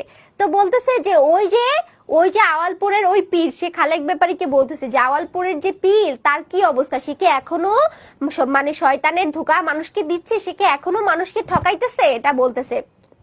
তাই না, সটকাইছে মানে হচ্ছে যে ঠকাচ্ছে কিনা। প্রশ্ন শুনে খালেক ব্যাপারী ঈষৎ চমকে ওঠে, মানে খালেক ব্যাপারী একটু কি হয়ে যায়, ভয় পেয়ে যায়। তারপর তার চোখের পাতায় নাচনি ধরে, মানে তার চোখ মানে বেশি বেশি করে এরকম মানে পলক ফেলতেছে আর কি। চোখ অনেক কারণেই নাচে, তাই শুধু নাচলেই ঘাবড়াবার কোনো কারণ নেই। কিন্তু ব্যাপারীর মনে হয় তামাক ধোয়ার পশ্চাতে মজুদের চোখ হঠাৎ অস্বাভাবিকভাবে তীক্ষ্ণ হয়ে উঠেছে এবং সেই চোখ দিয়ে সে তার মনের কথা কেতাবের অক্ষরগুলোর মতো আগাগোড়া অনায়াসে পড়ে ফেলেছে। এখন সে একটু ভয় পাইতেছে, কারণ তার চোখের পাতা লাফাইতেছে। এটা একটা কুসংস্কার বলে যে চোখের পাতা লাফাইলে নাকি কান্না আসে। তো এখন সে বলতেছে যে তার চোখ কেন লাফাইতেছে, খালেক ব্যাপারীর চোখ লাফাইতেছে। এবং সে দেখে যে মজিদ ভালোই রেগে আছে এবং তার চেহারা দেখে মজিদ বুঝে যায় যে কি এই মানে খালেক ব্যাপারী মজিদের এই রাগান্বিত চেহারা দেখে বুঝে যায় যে আজকে একটা কিছু হয়ে যাবে, কি জানি কাইবার পারি না। তো খালেক ব্যাপারী বলতেছে যে আমি বলতে পারি না। অবশেষে ব্যাপারী উত্তর দেয়, কিন্তু আওয়াজ শুনে মনে হয় গলাটা যেন ধসে গেছে। হঠাৎ সজোরে একবার কেশে নিয়ে বলে, হয়তো গেছে গিয়া। তো বলতেছে যে হয়তো কিছু একটা হয়েছে, বাট ওনার তো খবর টবর আমি রাখি না, এখন কি হয়েছে। মজিদ তখন আস্তে করে বলে, কি বলে, মজিদ তখন আস্তে বলে, তাহলে আর তানার কাছে লোক পাঠাইয়া কি করবেন। তো আসলে এখন যেখানে বাঘের ভয় সেখানেই সন্ধে হয়। মজিদের ভয়ে কিন্তু খালেক ব্যাপারী পাচ্ছিল। এখন মজিদ বলতেছে, তো ওই লোকের যদি কোনো খোঁজ খবর আপনি নাই রাখেন, তাহলে তার কাছে কেন আপনি পানি পড়া আনার জন্য পাঠাইলেন? কলকি হচ্ছে, তোমরা দেখবা যে হুকার মধ্যে হুকা দিয়ে আগে মানুষ কি করতো, ধূমপান করতো না। তো এই হুকাটা ছিল খানিকটা এরকম বাঁশের মতো। হ্যাঁ, এই যে এরকম একটা বাঁশ ছিল, এই বাঁশের এইখানটাতে একটা ছোট্ট একটা মানে ইয়ার মতো থাকতো আর কি, তোমার কি বলে এটাকে, একটা পাত্রের মতো থাকতো। তো এখানে হচ্ছে কি করতো, আগুনের ছোট ছোট মানে টুকরা থাকতো, ছোট ছোট টুকরা থাকতো এবং এই জায়গার মধ্যে হচ্ছে তামাক পাতা দিত আর কি, তামাক পাতা দিত। এবং এই তামাক পাতাটা যখন কি হইতো, ওই আগুনের ওই ছোট ছোট ইয়েগুলাতে আর কি, তোমার কয়লা বলে, কয়লার মধ্যে পুরাইতো খানিকটা। তো এই আগুনের এই কলকি গুলাতে, এগুলাকে কলকি বলা হচ্ছে আর কি, ছোট ছোট এগুলার মধ্যে তামাকটা যখন পুড়তো, তো পুরার পরে কিন্তু পুড়ে তারপর ধোয়া হইতো এবং এইখানে মুখ দিয়ে কিন্তু মানুষ এটা টানতো আর কি, এখান থেকে ধোঁয়াটা টেনে টেনে তারা বের করতো, যেটা আমরা বর্তমানে সিগারেট হিসেবে দেখি। তো সেটা আগে কিন্তু এমন ছিল আর কি খানিকটা, ঠিক আছে। এটা তো এই কলকি মানে হচ্ছে এটার ভিতরে যে ছোট ছোট আগুনের যে তোমার ফুলকি গুলো ছিল, এগুলাকে বুঝাচ্ছে। তারপরে খালেক ব্যাপারী উত্তর দেয়, লোক পাঠাবো তানার কাছে। বিষয়ে ব্যাপারী ফেটে পড়ে, কিন্তু মজিদের শীতল চোখ দুটোর পানে তাকিয়ে হঠাৎ সে বুঝে যে মিথ্যা কথা বলা বৃথা। শুধু বৃথা নয়, চেষ্টা করলে ব্যাপারটা বড় বিসদৃশ্য দেখাবে। যে করেই হোক মজিদ খবরটা জেনেছে। এখন সে তো ভয় পেয়ে গেল যে মজিদ এই কথাটা কিভাবে জানলো, যে মজিদের পক্ষে এই কথাটা তো জানা কখনো সম্ভব না। তো এখন আর মিথ্যা কথা বলেও কোনো লাভ নাই, কারণ মজিদ সবকিছু জেনে গেছে।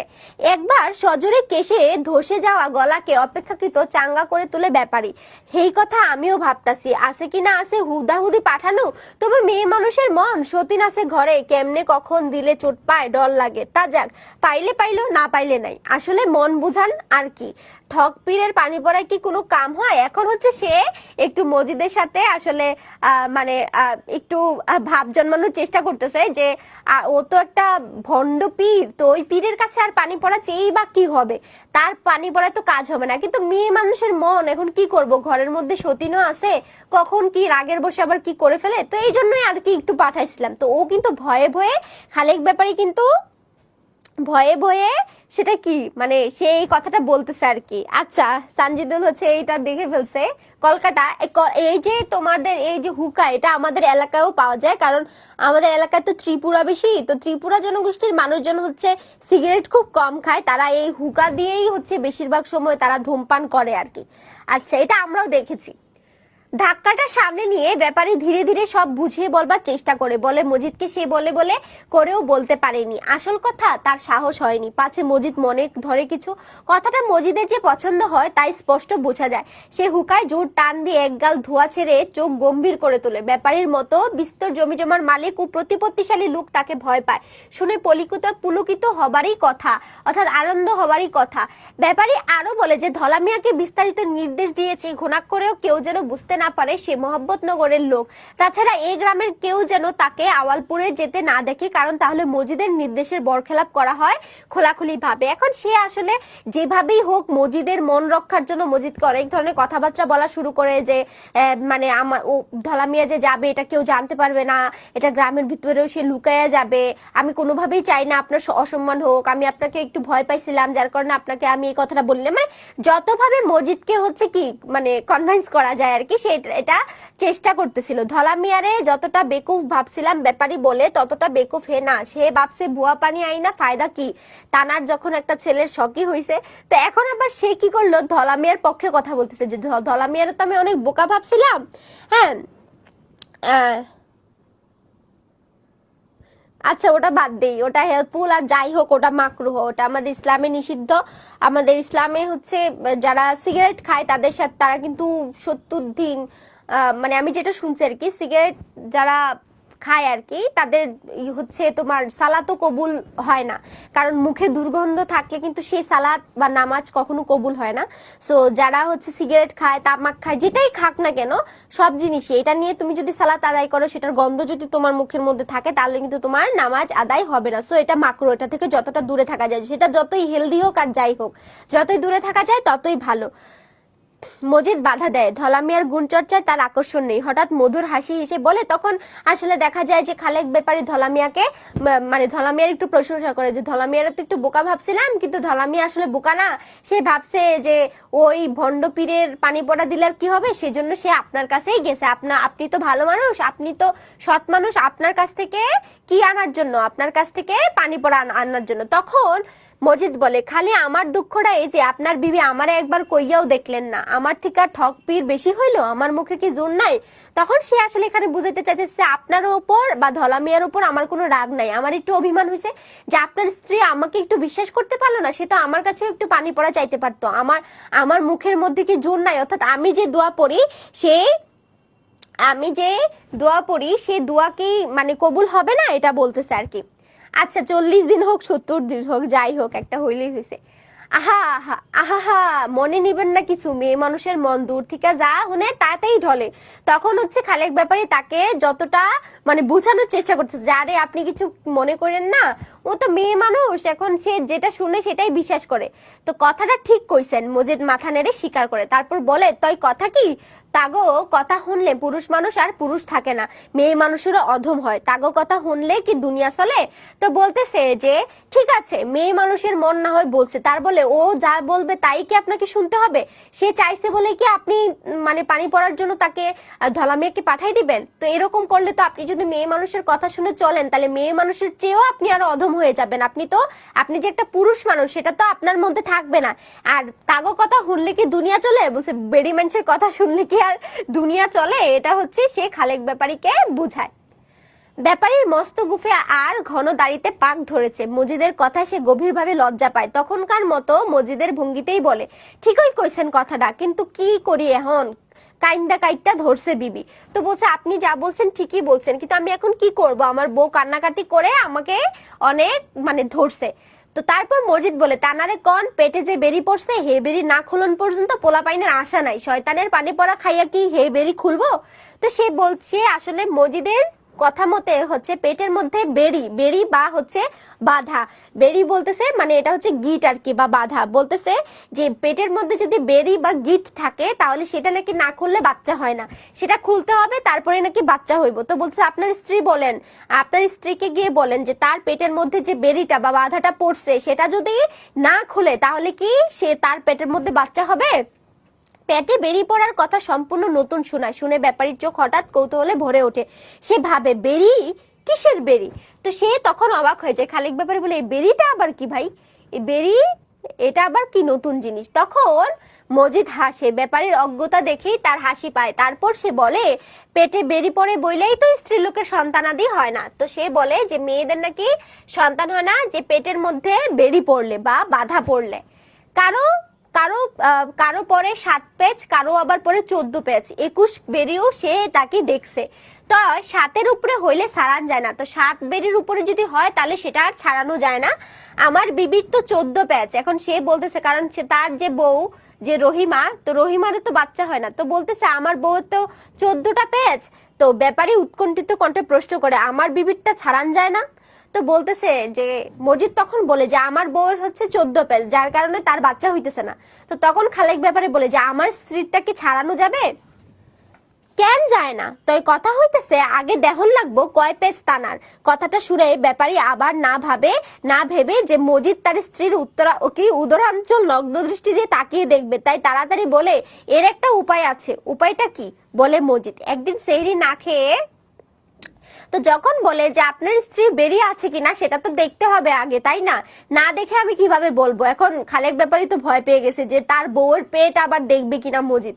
তো এটা বলার আগেই আবার মজিদ বুদ্ধি করে বলে যে না, আপনার স্ত্রীর পেট টেট আমি কিছু দেখবো না, তো এটা দেখার জন্য একটা উপায় আছে। তো সেই উপায়টা কি? সেটা বুঝার জন্য একটা উপায় হচ্ছে, সারা দিন একদিন সেহরি না খেয়ে আমেনা বিবিকে রোজা রাখতে হবে, আর সেদিন কারোর সঙ্গে কোনো কথা বলতে পারবে না, এবং শুদ্ধ চিত্তে সারাদিন কোরআন শরীফ পড়তে হবে। সন্ধ্যার দিকে ইফতার না করে মাজার শরীফে আসতে হবে। সেখানে মসজিদ বিশেষ ধরনের দোয়া দুরুদ পরে একটা পানি পড়া তৈরি করে দিবে, আর সেটা পান করতে হবে। তারপর আমেনা বিবিকে মাজারের চারপাশে 7 বার ঘুরতে হবে। মাজারের চারপাশে কি করতে হবে? 7 বার ঘুরতে হবে।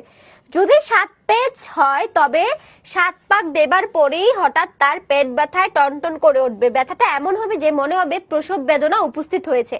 ব্যাপারী উদ্বিগ্ন কণ্ঠে প্রশ্ন করে, আর 7 পাকে যদি ব্যথা না ওঠে তাই বুঝতে হইব যে তার 14 পেজ কি আরো বেশি পেজ।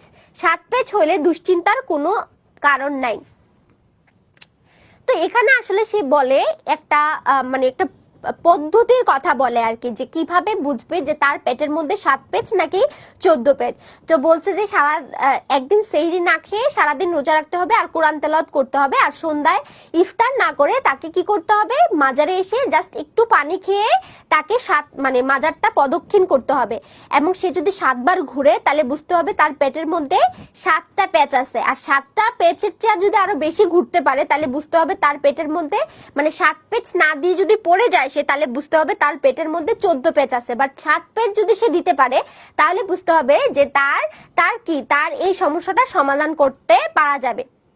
তারপরে দেখো কি হইলো, কোথায় আসলাম? দুশ্চিন্তার কারণে। তারপর মজিদ আবার গরু ছাগলের কথায় পড়ে যায়। একসময় আর চোখে ব্যাপারী পারে তাকিয়ে দেখে গৃহপালিত জীবজন্তুর ব্যারামের কথায় তেমন মনোযোগ যেন নাই তার। আরো 2-4টে অসংলগ্ন কথার পর মজিদ উঠে পড়ে। ফেরবার পথে মোল্লা শেখের বাড়ির কাছে কাঁঠাল গাছের তলে একটা মূর্তি নজরে পড়ে। মূর্তি ওখানেই দাঁড়িয়ে ছিল না, তাকে আসতে দেখে দাঁড়িয়েছে। মগরবের কিছু দেরি আছে, কিন্তু শীত সন্ধ্যা ধোঁয়াটে বলে দূর থেকে অস্পষ্ট দেখায় সেই মূর্তি, তবে তাকে চিনতে মজিদের এক পলক দেরি হয় না। সে হাসুনির মা, মুখটা ওপাশে ঘুরিয়ে আলতোভাবে দাঁড়িয়ে আছে। এই যে তার প্রেমিকা আবার ফিরে চলে আসছে, তাকে দূর থেকে দাঁড়িয়ে দাঁড়িয়ে সে দেখছে। তো বলতেছে যে যখন সে মজিদের বাড়ি থেকে ফিরছিল, তো গিট হচ্ছে, দেখবা যে তোমরা গিট দাও না, একটা রশির মধ্যে গিট পরাও না তোমরা, তো যখন গিট দাও এটাকে গিট মানে হচ্ছে, হায় রে গিট কি, এটা কেমনে বুঝাবো? এই যে তোমরা যে ছেলেরা পায়জামা পাঞ্জাবি পরো, তো এই পাজামার পরার পরে একটা গিট দাও না, এটাই গিট আর কি। আচ্ছা, বাধা, যেটাকে বলছে বাধা, গিট দেওয়া, ঠিক আছে। আচ্ছা, তো সে হচ্ছে যখন মজিদের বাড়ি থেকে ফিরে আসে, ফিরার পথে মোল্লা শেখের বাড়ির ওখানে সে কাঁঠাল তলায় একটা মূর্তি দেখতে পায়। সেই মূর্তিটাকে, সেটা হচ্ছে হাসুনির মা দূর থেকে তারে দেখতেছিল আর কি। নিকটবর্তী হতেই হাসুনির মা কেমন একটা কান্নার ভঙ্গিতে মুখ হাতে ডাকে। আরো কাছে গিয়ে মজিদ থমকে দাঁড়ায়, দাড়িতে হাত সঞ্চালন করে কয়েক মুহূর্ত তাকে চেয়ে দেখে, তারপর বলে, কি গো হাসুনির মা? তারপর সে মজিদকে দেখে হাসুনির মা একটু কান্নাকাটি শুরু করে দেয়। তো হাসুনির নিকটবর্তী হতে হাসুনির মা কেমন এক কান্নার ভঙ্গিতে মুখ হাতে ডাকে, তারপর কাছে গিয়ে বলে, কি গো হাসুনির মা? যে কান্নার ভঙ্গিতে তখন হাতে মুখ ঢেকেছিল সে এবার মজিদের প্রশ্নে আস্তে নাকি সুরে কেঁদে ওঠে। কান্নাটাই মুখ্য উদ্দেশ্য নয়, আসল উদ্দেশ্য এই বলা যে যা ঘটেছে তা হাসবার নয় কানবার ব্যাপার। আকস্মিক উদ্বেগ বোধ করে আমাদের মজিদ। মেয়েটার চলন বলন কেমন যেন নম্র, বয়স হলেও আনারি বৈঠক পানা ভাব। তো বলতেছে যদিও তার বয়স হয়েছে কিন্তু দেখতে আসলে ওরকম বোঝা যায় না আর কি, কিছুটা একদম শান্তশিষ্ট টাইপের, হাতে নিলে যেন গলে যাবে। মাসখানেক আগে একদিন শেষ রাতে খড়কুটোর উজ্জ্বল আলোয় যার নগ্ন বাহু পিঠ কাঁধ দেখেছিল মজিদ, সে যেন ভিন্ন কোনো মানুষ। এখন তাকে দেখে শ্বসন দ্রুততর হয় না। কণ্ঠে দরদ মাখিয়ে মজিদ প্রশ্ন করে, কি হয়েছে তোমার বেটি? এবার নাক ফ্যাত ফ্যাত করে হাসুনির মা অস্পষ্ট কষ্টে বলে, মা মরছে। তখন সে বলে আর কি যে তার মা মারা গেছে। বজ্রাহত হবার ভান করে মজিদ তার মুখ দিয়ে অভ্যাসবশত সেই কথাটাই নিঃসৃত হয় যা আজ কয়েক শত বছর যাবৎ কোটি কোটি খোদার বান্দারা অন্যের মৃত্যু সংবাদ শুনে উচ্চারণ করে আর কি, ইন্না লিল্লাহি ওয়া ইন্না ইলাইহি রাজিউন, এই কথাটা উচ্চারণ করে। তারপর বলে, আহা কেমনে মরলো গো বেটি? কয় এমনি মারা গেছে। কথাটা কেমন যেন শোনায়। পলকের মধ্যে মজিদের স্মরণ হয় তাহেরের বৃদ্ধা ঢেঙা বাপের বিচারের দৃশ্য। তার জন্য অবশ্য অনুতাপ বোধ করে না মজিদ, কেবল মনে হয় কথাটা। থেমে আবার প্রশ্ন করে, স্যামরারা কই? মানে তোমার ভাইয়েরা কই? স্যামরারা মানে হচ্ছে তোমার ভাইয়েরা কই আর কি, ভাইদেরকে বলতেছে। বলছে তোমার ভাইয়েরা কই? তখন সে বলে যে আছে, ধান বিক্রি কইরা ঠ্যাংয়ের উপর ঠ্যাং তুললা আছে। সুডরি কয় কেয়ারা নায়ের মাঝি হইব। তো ছোট ভাইটা বলতেছিল যে সে নাকি একটা নৌকা কিনবে আর সেই নৌকা দিয়ে সে মাঝি হইব। দাফন কাফনের জোগাড় যন্ত্র করতেছে মোল্লা শেখ, জানাজা পড়বো। কে জানাজা পড়বে? হাসুনির মার যে মা মারা গেছে তার যে জানাজা হবে সে জানাজার পড়বে, যার জানাজাটা পড়বে কিন্তু মোল্লা শেখ। খেলাল তুলে হঠাৎ দাঁত খোঁচাতে থাকে মজিদ, কপালে কটা রেখা ফুটে। তারপর চিন্তিত গলায় বলে, মৌতের আগে খোদার কাছে মাপ চাইছিল নি তোর মা? তো বলতেছে যে তোমার মা যে মারা গেল, মরার আগে খোদার কাছে সে কি মাপ চাইছিল? ধা ধরে হাসুনির মা মুখ ঘুরিয়ে তাকায় মজিদের পারে। দেখতে না দেখতে চোখে ভয় ঘনিয়ে ওঠে। মাপ চাইছিল কিনা কইবার পারি না। কয়েক মুহূর্ত মজিদ নীরব থাকে। এই সময় কপালে আরো কয়েকটি রেখা ফুটে ওঠে। কিছু না বললেও হাসুনির মা বুঝে মজিদ তার মায়ের কবরের আযাবের কথা ভাবে। মায়ের মৃত্যুতে সে তেমন কিছু শোক পেয়েছে বলা যায় না। বার্ধক্যের শেষ স্তরে কারো মৃত্যু ঘটলে দুঃখটা তেমন একটা জোরালো ভাবে বুকে লাগে না। তবে মায়ের কোকড়ানো রগ ঝোলা যে মৃতদেহটি এখনো ঘরের কোণে নিস্পন্দ ভাবে পড়ে আছে, সেই দেহটিকে নিয়ে যখন পেছনের জঙ্গলের ধারে কদম গাছের তলে কবর দেওয়া হবে, কোথায় কবর দেওয়া হবে? কদম গাছের তলে। তখন হয়তো দমকা হওয়ার মতো বুকে সহসা হাহাকার জাগবে।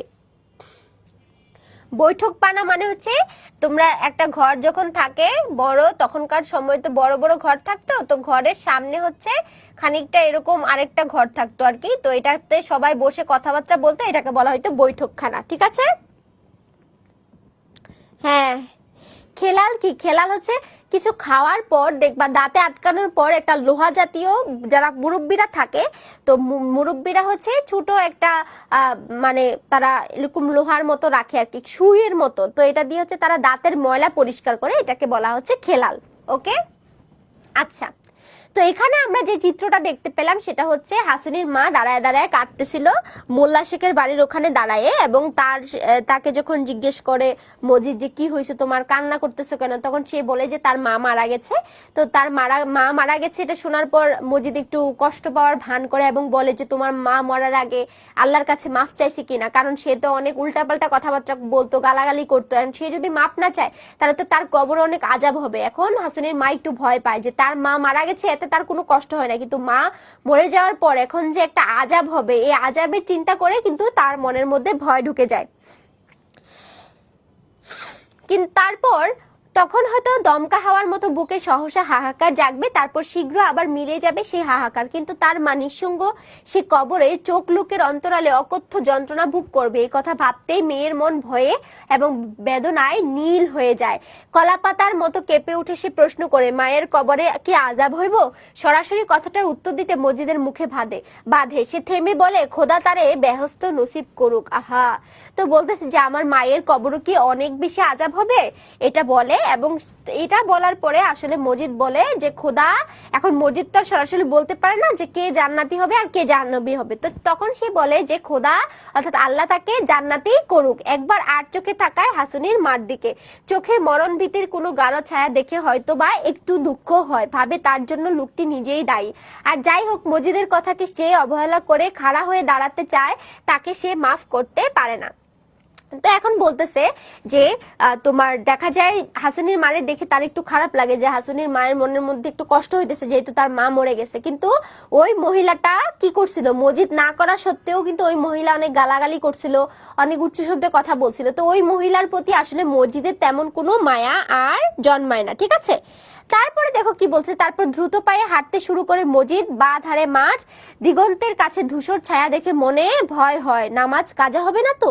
তারপর সে তাড়াতাড়ি হাঁটা শুরু করে এবং সে মাঠের দিকে তাকায়, দেখতেছে যে কি মানে তার নামাজ কাজা হয়ে যায় কিনা, সেই ভয়টা সে পাচ্ছিল। পরের শুক্রবারে মানে নামাজের প্রতি তার একটা এখানে দেখাইছে যে সে আসলে 5 ওয়াক্ত নামাজ পড়তো এবং এটার জন্য তার মনের মধ্যে একটা ভয় ছিল যে নামাজ যেন কাজা না হয়ে যায়। পরের এক শুক্রবারে আমেনা বিবি রোজা রাখে। কবে?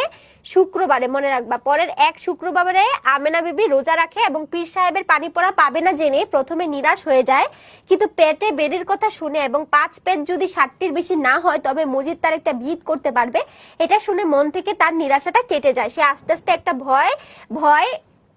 একটা মনের মধ্যে ভয়ও কাজ করে, যদি 7 পেজের বেশি হয় তাহলে তো তার বাচ্চা হবে না, আর 7 পেজের কম হলে যদি 5 পেজ হয় তাহলে তো সেটা ভালো হয়ে যাবে। 5 পেজ যদি 7-এর বেশি হয়, 14 কিংবা 21, মজিদের নিজের বইয়ের তো 7-এর বেশি, সে নাকি 21ও দেখেছে। এখন এগুলো নিয়ে আসলে এখানে আমেনা বিবি একটা টেনশনের মধ্যে পড়ে যায়। তো টেনশনের মধ্যে পড়ে গেলে সে আসলে এখন কি করবে এটা বুঝতে পারতেছে না। তো তারপরে আমরা কি দেখি, ব্যাপারটা গোপন রাখবে স্থির করেছিল আমেনা বিবি, কিন্তু এসব কথা হলে বাতাসে কথা শুরু করে। তানু বিবি গল্প ছড়ায় এবং শুক্রবার সকাল থেকে নানা মেয়ে লোক আসতে থাকে দেখা করতে। আমেনা বিবি কারোর সঙ্গে কোনো কথা বলে না, ঘরের কোণে আবছায়ার মধ্যে মাদুরে বসে সে গুনগুনিয়ে কোরআন শরীফ পড়তে থাকে। তো আমেনা বিবি ভাবছিল যে এই কথাবার্তাগুলো সে কাউকে বলবে না, গোপন রাখবে, কিন্তু তার যে সতীন তানু বিবি সে সারা পাড়ায় সবাইকে বলে বেড়ায়, আর সবাই হচ্ছে তাকে দেখতে আসে যে সে না খেয়ে রোজা রাখতেছে, সারাদিন কোরআন শরীফ পড়তেছে। হ্যাঁ, নামাজ কাজা হওয়া কি? নামাজ কাজা হওয়া মানে হচ্ছে তুমি যদি নামাজের যে নির্দিষ্ট সময়, সেই নির্দিষ্ট সময়ের মধ্যে যদি নামাজটা না পড়তে পারো তখন সেটা কাজা হয়ে যায়, অর্থাৎ সেটা অন্য আরেকটা পদ্ধতিতে সেটা আদায় করতে হয়, সেটাকে বলা হচ্ছে, ঠিক আছে। আচ্ছা, মাথায় ঘুমটা, মুখটা ইতিমধ্যে দুশ্চিন্তায় শুকিয়ে উঠেছে, মুখটা মাথায় তার এখন ঘুমটা, এবং আমেনা বিবির মুখ কিন্তু এখন প্রায় শুকায় গেছে। পাড়াপড়শিরা এসে দেখে দেখে দেখে যায়, তারপর আড়ালে তানু বিবির সঙ্গে নিচু গলায় কথা কয়। তানু বিবি অবিশ্রান্ত পান বানায় আর মেহমানদের সে খাওয়ায়। তো এখন অনেক মেয়ে মানুষ আসে তাদের আমেনা বিবিকে দেখার জন্য, যে আজকে আমেনা বিবির একটা চিকিৎসা হবে, এবং সেখানে আসার পরে তানু বিবি কি করে, তা সে সব গ্রামের মেয়েদেরকে মহিলাদেরকে পান বানায় বানায় খাওয়ায়। দুপুরে কিছু আগে মজিদের বাড়ি থেকে রহিমা আসে।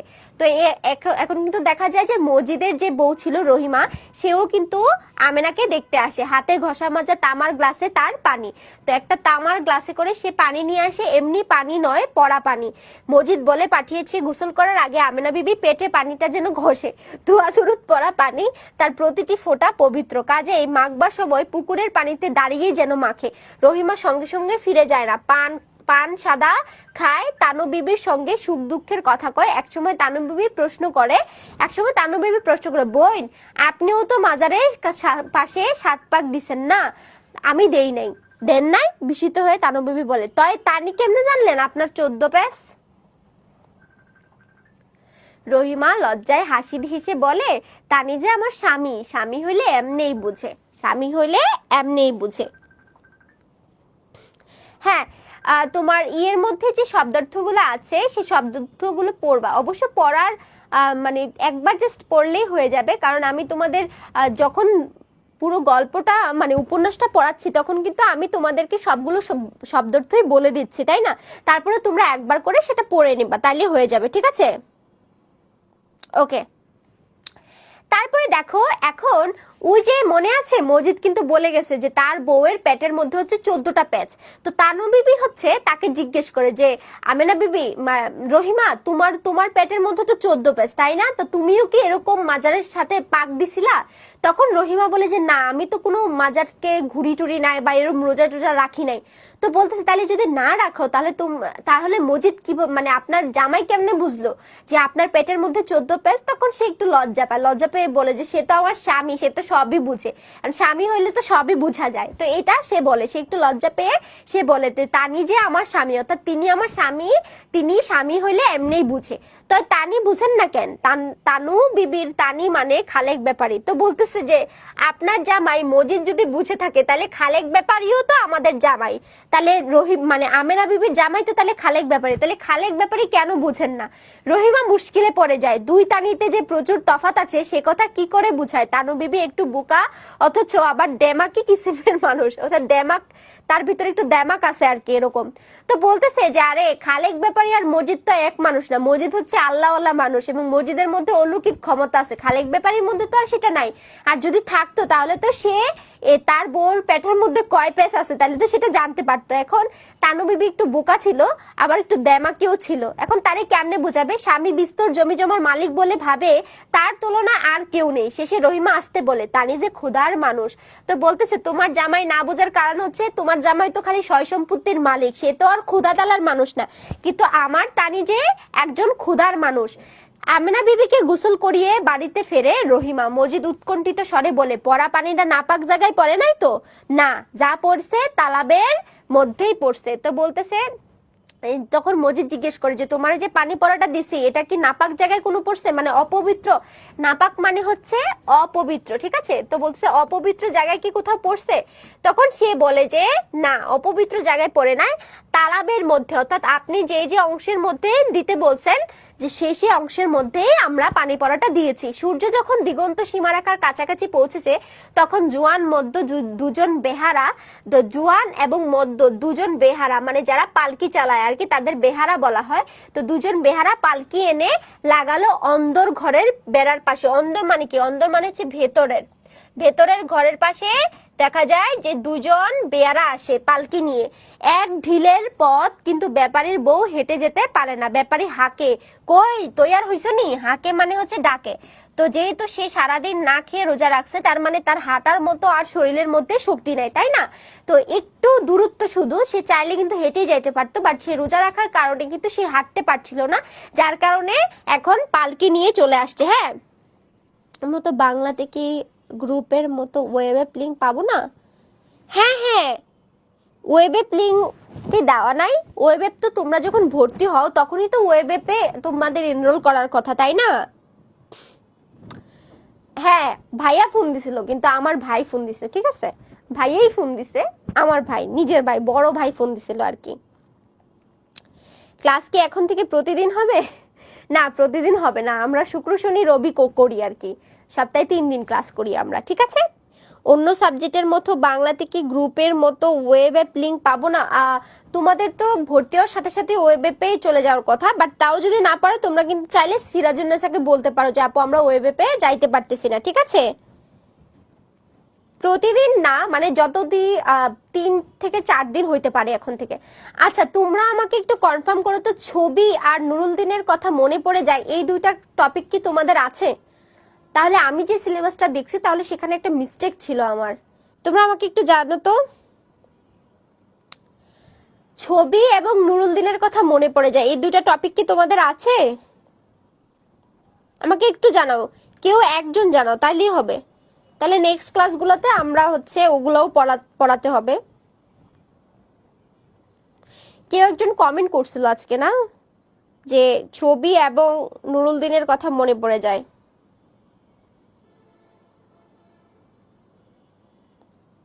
কেউ আর কথা বলে না, দূর। আচ্ছা, তারপরে দেখো তখন সে তার বউকে ডাকে যে তুমি কি তৈয়ার হইছো, মানে তুমি কি রেডি হইছো? আচ্ছা, সাদিয়া বলতেছে and প্রাপ্তি বলতেছে না এগুলো তো নাই। তাহলে কেউ একজন কমেন্ট করেছে গ্রুপের মধ্যে, তোমরা দেখবা যে ছবি এবং নুরুল দিনের কথা মনে পড়ে যায় এটা পড়ানোর জন্য। এটা তো নাই, এই দুটো টপিক নাই, আসলেই নাই, কারণ তোমাদের কবিতা পার্ট কিন্তু শেষ, শুধু নেকলেস বাকি আছে। সো আমি আজকে তো এটা দেখে পুরো অবাক হয়ে গেলাম যে এই দুটা কোত্থেকে আসলো। তার মানে আমি যে সিলেবাসটা দেখেছি সেটা ঠিক ছিল। ঠিক আছে, okay, thank you so much guys, তোমরা আমার কনফিউশন দূর করে দিছো। দেন এখন আমরা আমাদের গল্পতে ফিরে যাই। আমিনা বিবি আবছায়ার মধ্যে তখনও গুনগুনিয়ে কোরআন শরীফ পড়ছে। দুপুরের দিকে চেহারায় তবু কিছু জৌলুস ছিল, এখন আর জৌলুস মানে কি, মানে একটু তরতাজা ছিল আর কি চেহারার মধ্যে। কিন্তু এখন প্রায় বিকালের দিকে দেখবা, সারাদিন না খেয়ে থাকলে তো এমনি বিকালের দিকে চেহারাটা ফ্যাকাশে হয়ে যায়। তার চোখের সামনে আঁকাবাঁকা পেঁচানো অক্ষরগুলো নাচে, আবছা হয়ে গিয়ে আবার অস্পষ্ট স্পষ্ট হয়ে ওঠে, ছোট হয়ে আবার হঠাৎ বড় হয়ে যায়, আর শুষ্ক ঠোঁট দুটো থেকে থরথরিয়ে কেঁপে ওঠে। তানু বিবি গিয়ে ডাকে, ও উঠ বুবু, সময় হয়েছে। তো তখন হচ্ছে আসলে এখন যে অবস্থাটা দেখা যাচ্ছে, সারাদিন না খেয়ে রোজা রাখার কারণে, আর কোরআন শরীফ দেখবা, কোরআন শরীফ পড়লে কিন্তু এমনিতেই অনেক বেশি ক্ষুধা লেগে যায়। কারণ কোরআন শরীফ যখন তুমি একটানা পড়তে থাকো তখন দেখবা প্রচুর পরিমাণে তোমার নিঃশ্বাস নিতে হয়, যে টেনে টেনে পড়তে হয়, তখন গলা কিন্তু অনেক শুকিয়ে যায়। তো এই যে গলা শুকিয়ে গেছে এবং তার অবস্থা কিন্তু এখন ভালো না, মানে খুবই দুর্বল হয়ে গেছে আমেনা বিবি। তো তারপর তানু বিবি গিয়ে ডাকে যে উঠো বুবু, তোমার যাওয়ার সময় হয়েছে। তারপর ডাক শুনে ফাঁসির আসামির মতো আমেনা বিবি চমকে উঠে ভীত বিহ্বল দৃষ্টিতে একবার তাকায় সতীনের পানে। যখন তার সতীন তাকে ডাকে সে একটু ভয় পায়, এবং ভয় পেয়ে সে মানে একটু ভ্যাবাচেকা খেয়ে তার সতীনের দিকে সে তাকায়। তারপর সূরা শেষ করে কোরআন শরীফটা বন্ধ করে গেলাফে ভরে। গেলাফ মানে কি, কোরআন শরীফ যে কাপড়ের মধ্যে পেঁচিয়ে রাখা হয় সেটাকে গেলাফ বলা হচ্ছে। শেষে পালক স্পর্শের মতো আলগুছে তাতে একটা চুমু খায়, অর্থাৎ কোরআন শরীফের মধ্যে একটা চুমু খায়। সেটাও রেহেল নিয়ে উঠে দাঁড়াতেই হঠাৎ তার মাথা ঘুরে চোখ অন্ধকার হয়ে যায়। রেহেল মানে হচ্ছে একটা কাঠের দ্বারা তৈরি এরকম থাকে একটা, এই জিনিসটার মধ্যে হচ্ছে কোরআন শরীফ রেখে পড়া হয় আর কি। তো এই রেহেলটা নিয়ে যখন সে উঠে তখন তার মাথায় একটা চক্কর মারে, তখন সে পড়ে যেতে চায় এবং পড়ে যেতে লাগলে তানু বিবি তাকে ধরে ফেলে। তারপর একটু আদা নুন মুখে দিয়ে ঘরের কোণেই মাগরিবের নামাজটা আমেনা বিবি সেরে নেয়। তখন সে আসলে যখন আজান দেয় তখন একটু আদা আর নুন মুখে দেয়, মুখে দিয়ে সে ঘরের কোণার মধ্যেই মাগরিবের নামাজটা সে পড়ে ফেলে। উঠানের পথটুকু অতিক্রম করতে অত্যন্ত কষ্ট হয় তার, আর পুরা 30 দিন রোজা রেখেও সে বিন্দুমাত্র কাহিল হয় না। একদিনের রোজাতে সে একদম কাহিল হয়ে গেছে। 30 দিনের রোজা রাখলেও কিন্তু এতটা খারাপ লাগে না যে আজকে একদিনের রোজা তার এতটা খারাপ লাগতেছে। তানু বিবি হচ্ছে খালেক ব্যাপারীর দ্বিতীয় স্ত্রী। তানু বিবি হচ্ছে খালেক ব্যাপারীর দ্বিতীয় স্ত্রী। বিন্দুমাত্র কাহিল না হয়ে এখন সে পুরা ভেঙে গেছে। গায়ে মাথায় বুটিদার হলুদ রঙের, তার গায়ের মধ্যে কি ছিল, গায়ে এবং মাথায় একটা বুটিদার মানে ছোট ছোট নকশা করা একটা হলুদ রঙের চাদর ছিল। সেটা বুকের কাছে চেপে ধরে গুটি গুটি পায়ে হাঁটে। কিসের এত ভয় তাকে পিষে ধরেছে, ঘন্টায় যে ভয় দীর্ঘ রোগভোগ করা মানুষের মতো তাকে দুর্বল করে ফেলেছে। এক যুগেরও উপরে যে নিঃসন্তান থাকতে পারলো, সে যদি জানে যে ভবিষ্যতে সে তেমনই নিঃসন্তান থাকবে, তবে এমন মুশরে যাবার কি আছে? এই প্রশ্ন আমেনা বিবি তার নিজের মনকে জিজ্ঞাসা করে। এখন আসলে ভাবতেছে যে সে কেন এতটা দুর্বল হয়ে গেল।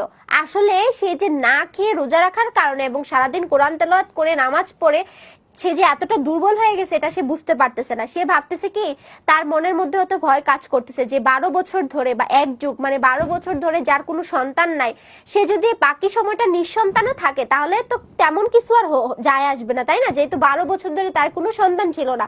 কিন্তু এখন সে কেন এত ভয় পাচ্ছে?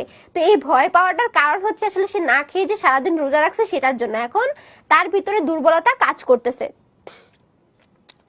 তারপরে মুশরে যাওয়া, মুশরে মানে একটু দুমড়ে মুছে যায় না, যে ক্ষুধা লাগলে দেখবা যে একদম পেট ভিতরের দিকে টানে, মনে যে একদম মুচড়াইতে থাকে, এটাকে বুঝাচ্ছে আর কি।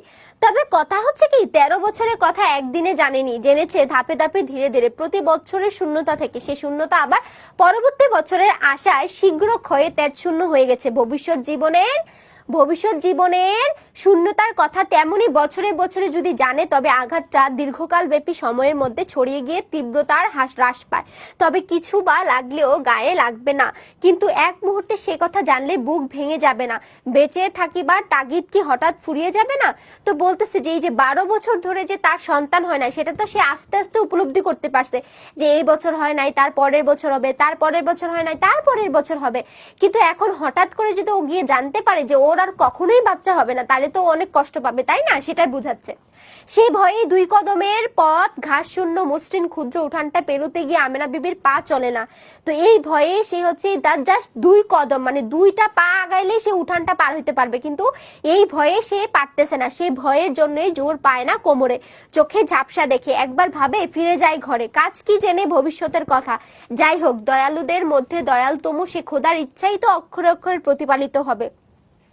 তো একবার তার মনে হয় যে না, আমি যাব না, আমি ঘরের মধ্যেই থেকে যাব, মানে তার মধ্যে আর শক্তি নাই আগানোর মতো। কিন্তু তারপরে সে ভাবে যে আল্লাহ হচ্ছে মহান দয়াময় করুণাময় এবং তিনি চাইলেই সবকিছু সম্ভব, এবং সে ভাবতেছে যে এগুলো করলে হয়তো আল্লাহ সন্তুষ্ট হবে এবং তাকে বাচ্চা দিবে। ঠিক আছে, তারপরে আমরা কি দেখি, কিন্তু গুটি গুটি করে চললেও পা তার এগিয়ে চলে, মনের ইচ্ছায় না হলেও চলে লোকেদের খাতিরে। ঢাক ঢোল বাড়িয়ে জোগাড় যন্ত্র করিয়ে এখন পিছিয়ে যেতে সে পারে না। পুরুষ হলে হয়তো বা পারতো, কিন্তু মেয়ে লোক হলে পারে না। সমাজ যাকেই ক্ষমা করুক না কেন, বিরুদ্ধ ইচ্ছা দ্বারা পরিচালিত দুমনা খুশির বসের মানুষের আয়োজন ভঙ্গ করা নারীকে ক্ষমা করে না।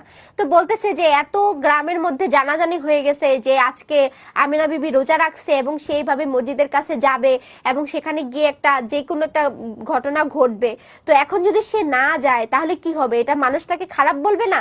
তো বলতেছে পুরুষ মানুষ হলে হয়তো এটা গায়ে মাখাইতো না, কিন্তু একটা মহিলা মানুষ হয়ে এত বড় একটা জোগাড় যন্ত্র করার পর যদি সেই কাজটা না করে, ওইখানে যদি না যায়, ওই 7 পাক যদি না দেয়, তাহলে তো মানুষ তাকে কখনো ক্ষমা করবে না। এটা বলতেছে এই সমাজে কোনো মেয়ে আত্মহত্যা করবে বলে একবার ঘোষণা করে সে মনের ভয়ে আবার বিপরীত কথা বলতে পারে না। তো বলতেছে যে এই সমাজটা আমাদেরকে এমন একটা জিনিস শিখায় যে একটা মেয়ে যদি বলে আমি আত্মহত্যা করে ফেলবো, সে যদি পরে আর নাও চায়, কিন্তু সমাজের মানুষের ভয়ে তার সে আত্মহত্যা করতে বাধ্য হয়। সমাজে আত্মহত্যার মাল মশলা জুগিয়ে দেবে, সর্বোত্তভাবে সাহায্য করবে যাতে তার নিয়ত হাসিল হয়, কিন্তু ফাঁকি দিয়ে তাকে আবার বাঁচতে দেবে না। মেয়ে লোকের মনের মস্করা সহ্য করবে অতটা দুর্বল নয় সমাজ, এখানে তাদের বেহুদাপনার জায়গা নাই। তো সে আসলে সেখানে যেতে যেতে, সে পালকি পর্যন্ত যেতে যেতে অনেক কিছু ভাবে এবং বলে যে সে যদি এই কাজটা না করে থাকে তাহলে হয়তো মানুষ তাকে খারাপ ভাববে আর বলবে যে সে হয়তো চেষ্টা করে নাই একটা বাচ্চা নেওয়ার জন্য, কিন্তু সে তো চেষ্টা করতেছে,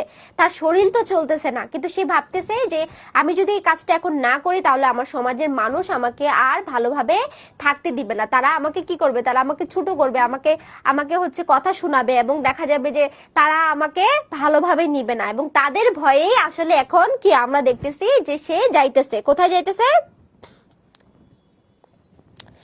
পুরুষ হলে পারতো, কারণ পুরুষরা হচ্ছে কোনো ডিসিশন যদি নেয় তারা চাইলে সেটা আবার চেঞ্জ করতে পারে। বাট তৎকালীন সমাজে ব্যাপারটা এমন ছিল যে কোনো মেয়ে যে কাজটা করবে বলে এবং সেটা যদি সে না করতো তাহলে তাকে সমাজের মানুষজন অনেক কথা শোনাইতো, যেটা পুরুষদেরকে শোনাইতো না। অর্থাৎ এখানে নারী এবং পুরুষের মধ্যে যে সমাজের মানুষ একটা তফাৎ করতো সামাজিকভাবে, সেই দিকটা এখানে বোঝানো হয়েছে। তারপরে দেখো, মসজিদ অপেক্ষা করছিল, বেহারারা পালকিটা মাজার ঘরের দরজার কাছে আস্তে করে নামায়া রাখলো। ব্যাপারী মসজিদের কাছে গিয়ে দাঁড়ায়, আসতে বলে নামাবো। মসজিদ আজ লম্বা কুর্তা পরেছিল, মসজিদ কি পরছে? একটা লম্বা পাঞ্জাবি পরছে, মাথায় ছোটখাটো একটা পাগড়িও বেঁধেছে, মুখ গম্ভীর। বলে তানারে নামাইয়া মাজার ঘরের ভিতরে নিয়ে যান। থেমে বলে তানার অজু আসেনি? ব্যাপারী ছুটে যায় পালকির কাছে, পর্দা খানিকটা ফাঁক করে সে তার স্ত্রীকে জিজ্ঞেস করে যে তোমার কি অজু আছে?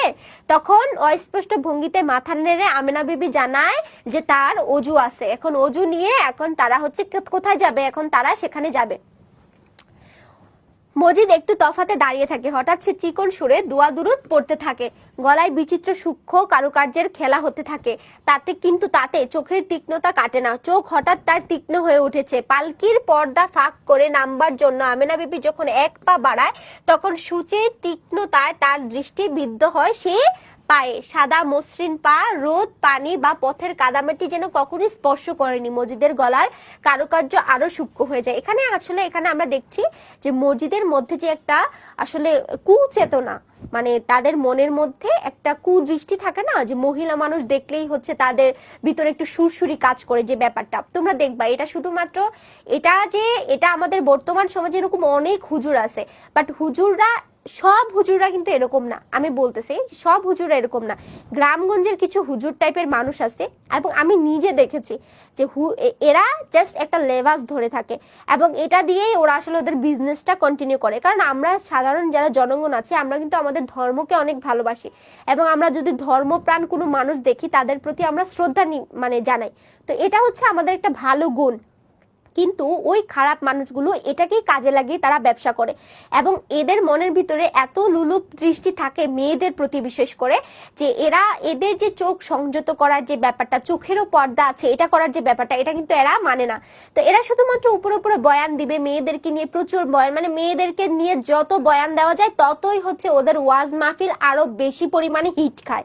তো ওদের আসলে কাজে থাকে ওয়াজ মাহফিলটাকে হিট করার জন্য, এই জন্য মেয়েদেরকে যত ছোট করা যায়, মেয়েদেরকে নিয়ে যত বয়ান দেওয়া যায় তারা দেয়। কিন্তু নিজেদের মনের ভিতরে দেখবা এরকম অনেক হুজুর তোমরা দেখতে পারবা যে তাদের মনের ভিতরে কতটা খারাপ এবং হচ্ছে এরকম এই যে অন্যের বউ দেখছো, অন্য কারোর বিবির প্রতি বা অন্য কারোর স্ত্রীর প্রতি তার যে দৃষ্টিটার কথা এখানে উল্লেখ করা হয়েছে, যে তার ওই মহিলার পা দেখে, আমেনা বিবির পা দেখে তার মনের ভিতরে কিন্তু অন্যরকম একটা কামনা বাসনা জেগে ওঠে এবং তার পাটা যে সাদা, হ্যাঁ মসৃণ, মনে হয় যে কখনো রোদ বৃষ্টি পানি কাদা মাটি লাগে না, মানে এত সুন্দর একটা পা দেখে তার গলার স্বর আরো সূক্ষ্ম হতে থাকে, অর্থাৎ তার ভিতরে আরো অন্যরকম একটা চেতনা জাগতে থাকে।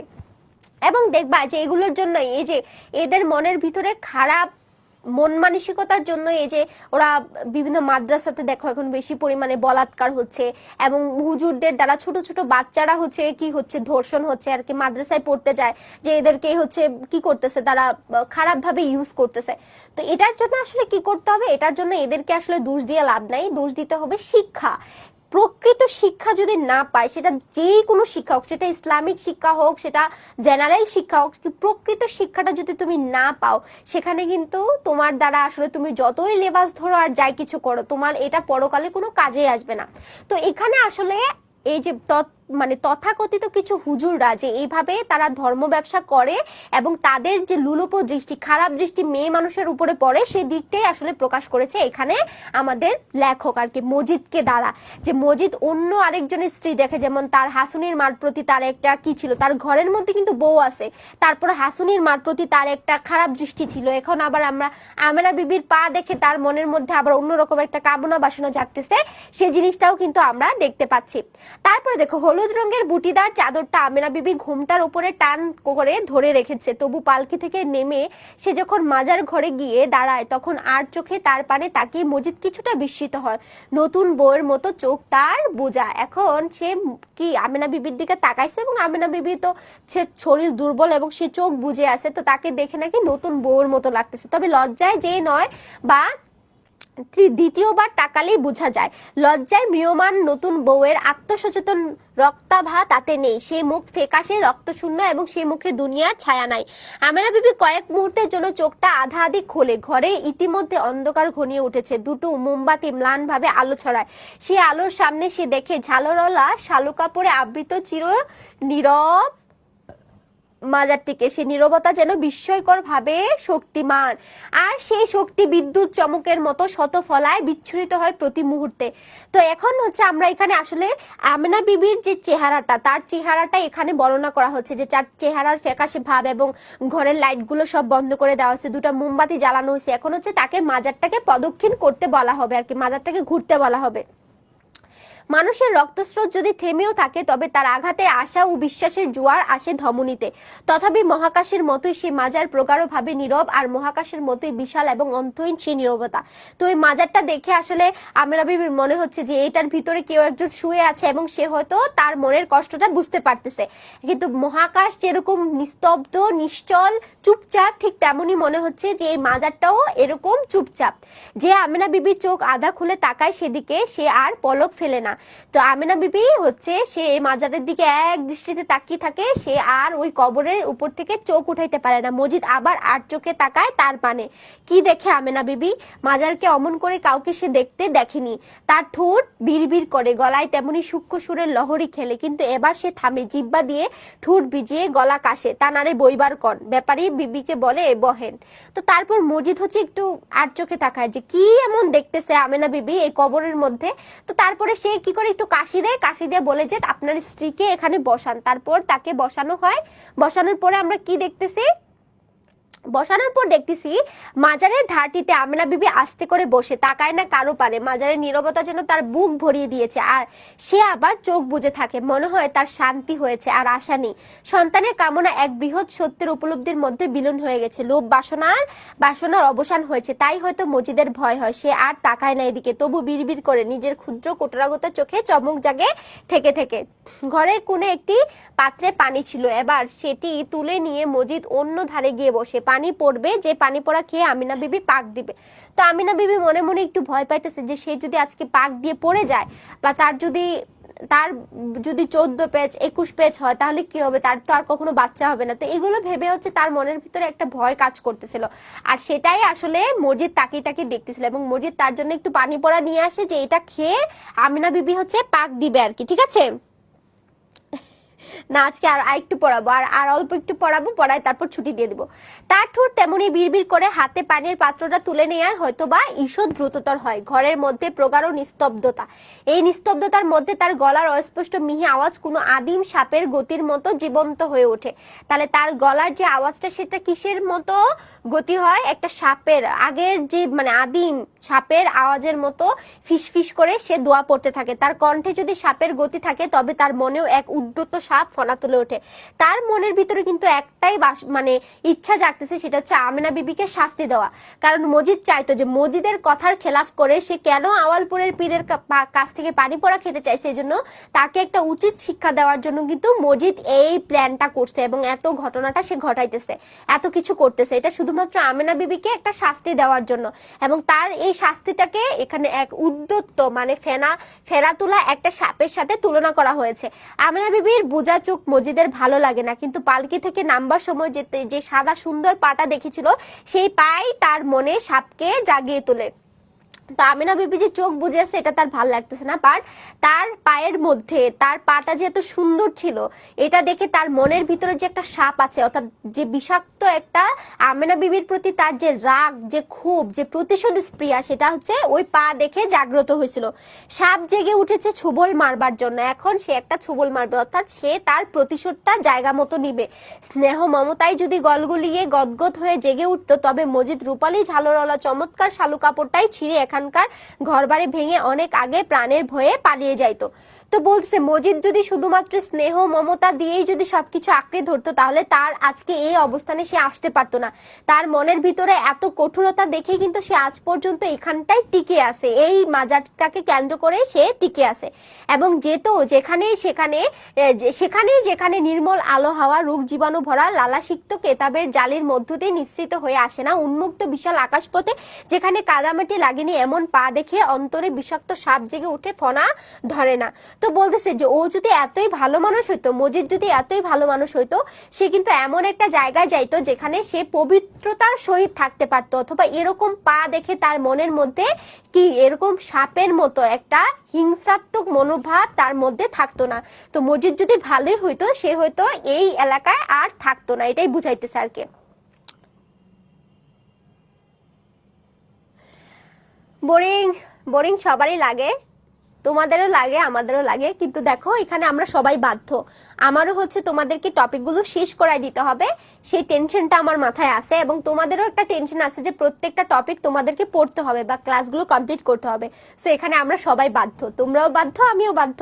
এখন বাধ্যতায় আসলে সবাই সবকিছু করতে পারে, তাই না? আর বেশিক্ষণ লাগবে না, অল্প একটু পড়িয়ে আমরা আগিয়ে রাখি, তারপর হচ্ছে আমরা নেক্সট ক্লাসে বাকি যে টপিকগুলো আছে ওগুলো এত বেশি একটা কঠিন না, ওই জায়গার কথাগুলো একটু ইজি আছে। সো আমি একটু সামারি করে সংক্ষিপ্ত করে শেষ করে দিব, লাইন বাই লাইন আর পড়াবো না, লাইন বাই লাইন হচ্ছে আজকের ক্লাসে শেষ করে দিব।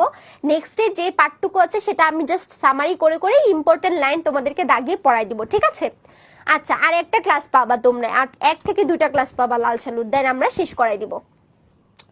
থেকে থেকে মজিদ পানিতে ফু দেয়, আর আবছা আলোয় তার ক্ষুদ্র চোখ চক্কর খায়। কখনো তার দৃষ্টি খালেক ব্যাপারীর উপরও নিবদ্ধ হয়। আজ তার পানে তাকিয়ে মজিদের মনে হয় ব্যাপারীর মেদবহুল স্ফীত উদর সম্বলিত দেহটি কেমন যেন অসহায়।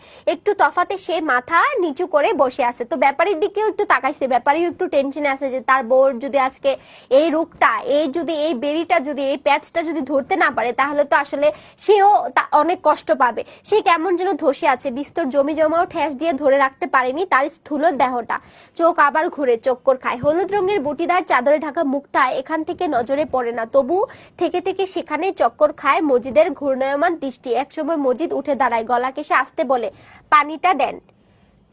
সে দূর থেকে আসলে দোয়া দরুদ পড়তেছিল, তো দোয়া দরুদ পড়তে পড়তে আসলে এখন আমরা দেখলাম যে সে আসলে যে কাজটা করতে চাইতেছে এখন সে তার মূল কাজের মধ্যে চলে যাবে। মূল কাজ মানে হচ্ছে সে ওই যে আমেনা বিবিকে দিয়ে ঘুর খাওয়াবে, পাক খাওয়াবে।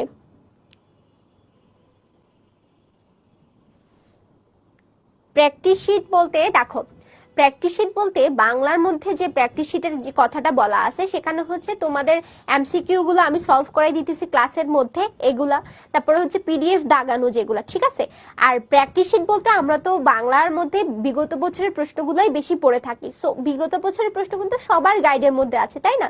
তো এক্সট্রা করে আমার মনে হয় না বিগত বছরের প্রশ্ন আর দেওয়ার দরকার আছে।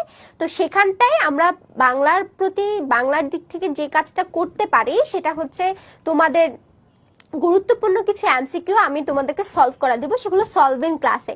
আর ব্যাকরণের জন্য তো তোমাদেরকে আলাদা করে প্র্যাকটিস শিট দিয়ে দিচ্ছি, সেগুলো হচ্ছে বিগত বছরের প্রশ্নগুলো তোমরা জাস্ট সলভ করবা, সেটাই।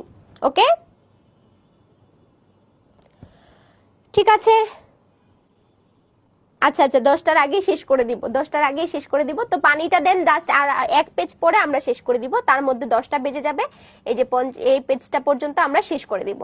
ওকে, ব্যাপারী তার স্থূল দেহ নিয়ে উঠে দাঁড়ায়, এগিয়ে এসে পানিটা নেয়, তারপর আমেনা বিবির মৃত মানুষের মতো স্তব্ধ মুখের সামনে সেটা ধরে রাখে। আমেনা বিবি চোখ খুলে তাকায় এবং আস্তে আস্তে পাপড়ি খোলার মতো তার চাদরের তলে একটা হাত নড়ে, সে হাতটি ধীরে ধীরে বেরিয়ে পাত্রটি যখন নেয় একবার তার চুড়িতে অতি মৃদু ঝংকার লাগে। তারপর আমেনা বিবি হচ্ছে সেই পাত্রটা নিয়ে মুখের সামনে ধরে সে হচ্ছে পানিটা খায়। তারপরে প্রগাঢ় নীরবতায় মজিদের সজাগ কানে সাবধানী বেড়ালের দুধ খাওয়ার মতো চুকচুক আওয়াজ এসে বাজে। তো সে হচ্ছে যে যখন পানি খাইতেছিল তখন সে আওয়াজ মানে বিড়াল যেরকম দুধ খায় চুকচুক করে, তার মানে মসজিদের কানের মধ্যে এটা এমন করে বাজতেছিল। পান করার অধীরতা নাই, খোদার নাম ছোঁয়া পানি, তালাবের সাধারণ পানি নয়, তাছাড়া তৃষ্ণার পানিও নয় যে শুষ্ক গলা নিমেষে শুষে নিবে সবটা। ধীরে ধীরে পান করে সে বুকটা শীতল হয়, তারপর মুখ না ফিরিয়ে আস্তে শূন্য পাত্রটা বাড়িয়ে ধরে। পায়ের মতো সুন্দর হাত, মোমবাতির ম্লান আলোয় মনে হয় সে হাত শুধু সাদা নয়, অদ্ভুতভাবে কোমল। এখানে আসলে প্রত্যেকটা জায়গায় মজিদের যে খারাপ দৃষ্টিটা এটা প্রকাশ পাচ্ছে, যে এখানে দেখো প্রত্যেকটা জায়গায় সে আমেনা বিবির মানে প্রত্যেকটা যে অংশটাই দেখা যাচ্ছে সেই অংশটারই একটা ব্যাখ্যা করতেছে যে তার কাছে এটা কেমন লাগতেছে। হাতটি যখন আবার চাদরের তলে অদৃশ্য হয়ে যায় তখন মজিদ বলে, তানারে উঠবার কোণে এখন পাক দেওয়ার লাগবো। তখন তাকে দাঁড় করানো হয় এবং তাকে বলা হয় যে কি পাক দেওয়ার জন্য, অর্থাৎ ওই মাজারটাকে ঘোরার জন্য। আমি দুরুদ পাঠ করতেছি, তানারে পাক দিবার কোন, ডাইন দিক থেকে পাক দিবেন। কোন দিক থেকে? ডান দিক থেকে তাকে ঘোরার জন্য বলতেছে। আগে ডান পা দিবে, তারপর বিসমিল্লাহ পরে সে পাক দেওয়া শুরু করবে। ডান দিক থেকে শুরু করবে, ডান পা দিবে এবং বিসমিল্লাহ পরে সে ঘোরা শুরু করবে। মজিদ কোনায় বসে থাকে, একবার সামনে দিয়ে যখন আমেনা বিবি ঘুরে যায় তখন তার চোখ চকচক করে ওঠে আবছা অন্ধকারে। কালো রঙের পাড়ের তলে থেকে আমেনা বিবির পা নিঃশব্দে বেরিয়ে আসে, একবার ডান পা আরেকবার বাঁ পা, শব্দ হয় না। কাছাকাছি যখন আসে তখন মজিদ একবার ঢোক গেলে, তারপর কণ্ঠের সুর আরো মিহি করে তোলে। তো মজিদ হচ্ছে দোয়া দরুদ পড়তেছে আর এদিকে সে হচ্ছে কি করতেছে, মানে ঘুরতেছে। এক পাক দুই পাক, তাহলে কয় পাক দিল? এক পাক দেওয়ার পর দুই পাক দিল। আমেনা বিবি স্বপ্নের ঘুরে যেন হাঁটে, যে স্তব্ধতায় তার মুখ জমে আছে সে স্তব্ধতায় বিন্দুমাত্র আর পান নাই। ও মুখ কখনো যেন কথা কয়নি, হাসেনি, কাঁদেনি, মনেও তার কিছু নেই। অতীতের স্মৃতির মতো মনে পড়ে কি একটা বাসনার কথা, বছরে বছরে যে বাসনা অপূর্ণ থেকে আরো তীব্রতর হয়েছে, কি একটা অভাবের কথা, কি একটা শূন্যতার কথা, কিন্তু সেই সব অতীতের স্মৃতির মতো অস্পষ্ট। এমনই একটা মহাশক্তির সন্নিকটে এসে মানুষ আমেনা বিবির আর সুখ দুঃখ অভাব অভিযোগ নাই। একটা প্রখর অত্যুজ্জ্বল আলো তার ভিতরটা কানা করে দিয়েছে, সেখানে তার নিজের কথা আর চোখে পড়ে না। এখন যখন আমেনা বিবি ঘুরতেছিল আর কি চারদিকটা, তখন তার মনের ভিতরে অনেক কথাবার্তা চলতেছিল, অর্থাৎ তার মনের মধ্যে কি চলতেছে সে ভাবটাকে লেখক এখানে প্রকাশ করছে, যে একটা শূন্যতা, একটা অভাব, একটা কষ্ট, যে তার সন্তান নাই, সেটার জন্যই কিন্তু সে এত কষ্ট করে এই পাকটা খাইতেছে। এখন তার মনের ভিতরে আবার ভয়ও কাজ করতেছে, যদি সেই পাক না দিতে পারে তাহলে তো তার আর কখনো তার আর কখনো কি হবে না, তার আর কখনো বাচ্চা হবে না। এক পাক দুই পাক, তারপর তিন পাকের অর্ধেক দেওয়ার পর পা এগুলোই মসজিদকে পেরিয়ে যাবে, কিন্তু এমন সময় হঠাৎ বৈশাখী মেঘের আকস্মিক আবির্ভাবের মতো কি একটা বৃহৎ ছায়া এসে আমেনা বিবিকে অন্ধকার করে দেয়। অর্থ না বুঝে মুখ ফিরিয়ে স্বামীর পানে তাকাবার চেষ্টা করলো, হয়তোবা তাকে আলিঝালি দেখলো, কিন্তু তারপর আর কিছু দেখলো না। জানলো না পেঁচ পড়েছে তার পেটে, জানলো না মাজারের মধ্যে শায়িত শক্তিশালী লোকটির কি বলবার আছে। কপাক দিলে তার অন্তরে দয়া উতলে উঠতো। ব্যাপারী বিদ্যুৎ গতিতে উঠে পড়ে অস্ফুটিত কণ্ঠে আর্তনাদ করে বলে, কি হইল। তখন কি হইল বলে তাকে জড়ায়া ধরার পর কি হয়, চোখের সামনে আমেনা বিবি মূর্ছা গেছে, অর্থাৎ সে অজ্ঞান হয়ে পড়ে গেছে। বুটিদার চাদরটা আর হাত দিয়ে আঁকড়ে ধরে রাখতে পারেনি বলে তার মুখটা খোলা, সে মুখে দাঁত লেগে আছে। তো এটা হওয়ার আসলে কারণটা কি? এটা কারণ হচ্ছে সে ভোর রাতে ভাত খায় নাই, না খেয়ে সারাদিন রোজা রাখছে, কোরআন তেলাওয়াত করছে, আবার সন্ধ্যায় সে ইফতারও করে নাই, যার কারণে তার কিন্তু সারা শরীরের মধ্যে কোনো ধরনের পুষ্টি বা শক্তি এনার্জি কিন্তু তার শরীরে নাই। তো সে যখন পানি খেয়ে ঘুরতে গেছে, একটুখানি পানি খেয়ে যখন সে ঘুরতে গেছে, তখন কিন্তু সে মাথা ঘুরায় পড়ে গেছে, তাই না? এটা শুধুমাত্র তার শরীরে যেহেতু দুর্বল ছিল তখন, সেটার জন্য। কিন্তু এখানে আসলে মজিদ এটা প্রমাণ করতে চাইছে যে তার খাওয়া পানি পড়া খেয়ে হচ্ছে, মানে তার পড়া পানি পড়াটা এটা খেয়ে নাকি আসলে আমেনা বিবি এটা হয়ে গেছে। কিন্তু আমেনা বিবি তো 5 পেজ 7 পেজ কিছুই দিতে পারে না, সে 2টা দিয়ে আরেকটার অর্ধেক দিয়ে সে ঘুরে পড়ে গেছে। এখন কথা হচ্ছে মজিদ আসলে কি বলবে।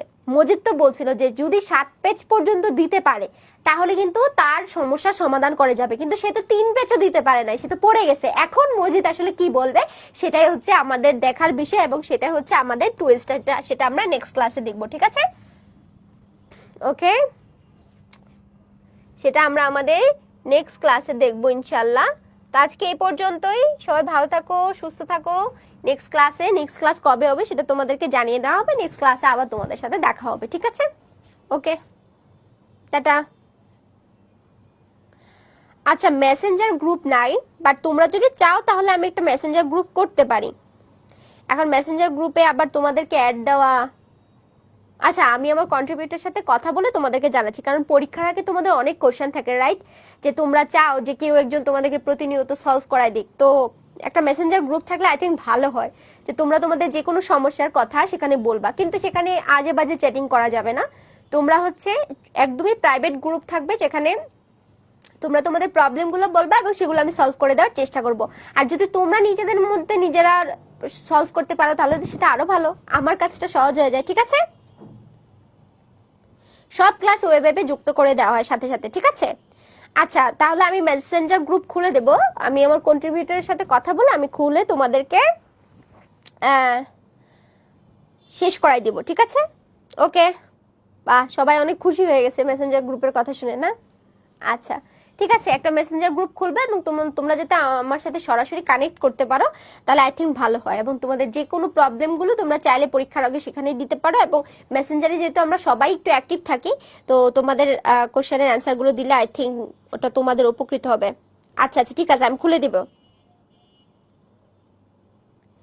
হ্যাঁ, এটা ভালো কথা বলছে প্রাপ্তি, যে কেউ যদি উল্টাপাল্টা কথা বলে তাকে গ্রুপ থেকে একবারেই লিভ করায় দেওয়া হবে, সো তখন সে চাইলেও আর ইন করতে পারবে না। তো এটা হচ্ছে তোমাদের জন্যই খারাপ আর কি, যে তোমরা পারবা না সেখানে তোমাদের প্রবলেমগুলো, কারণ পরীক্ষার আগ মুহূর্তে দেখা যায়, দেখবা প্রত্যেকটা প্রশ্ন পড়তে গেলে তোমার কাছে কনফিউশন কাজ করবে। আর যেহেতু এইচএসসির বাংলা কিন্তু 9-10 বাংলার মতো এত একটা ইজি না, এইচএসসির বাংলাটা একটু হার্ড, এটা সব জায়গায় সবাই এটা স্বীকার করবে। সো তোমরা দেখবা অনেক প্রবলেম ফেস করবা, যে এটা কেন হলো না, ওটা কেন হলো না, এই চরিত্র এমন কেন তেমন কেন। তখন কিন্তু তোমরা চাইলেও মানে আমাকেও তো রিচ করতে পারবে না, কখন গ্রুপে পোস্ট দিবা, কখন আমি রিপ্লাই দিব, আমি তো সারাদিন ফেসবুকে নাও থাকতে পারি।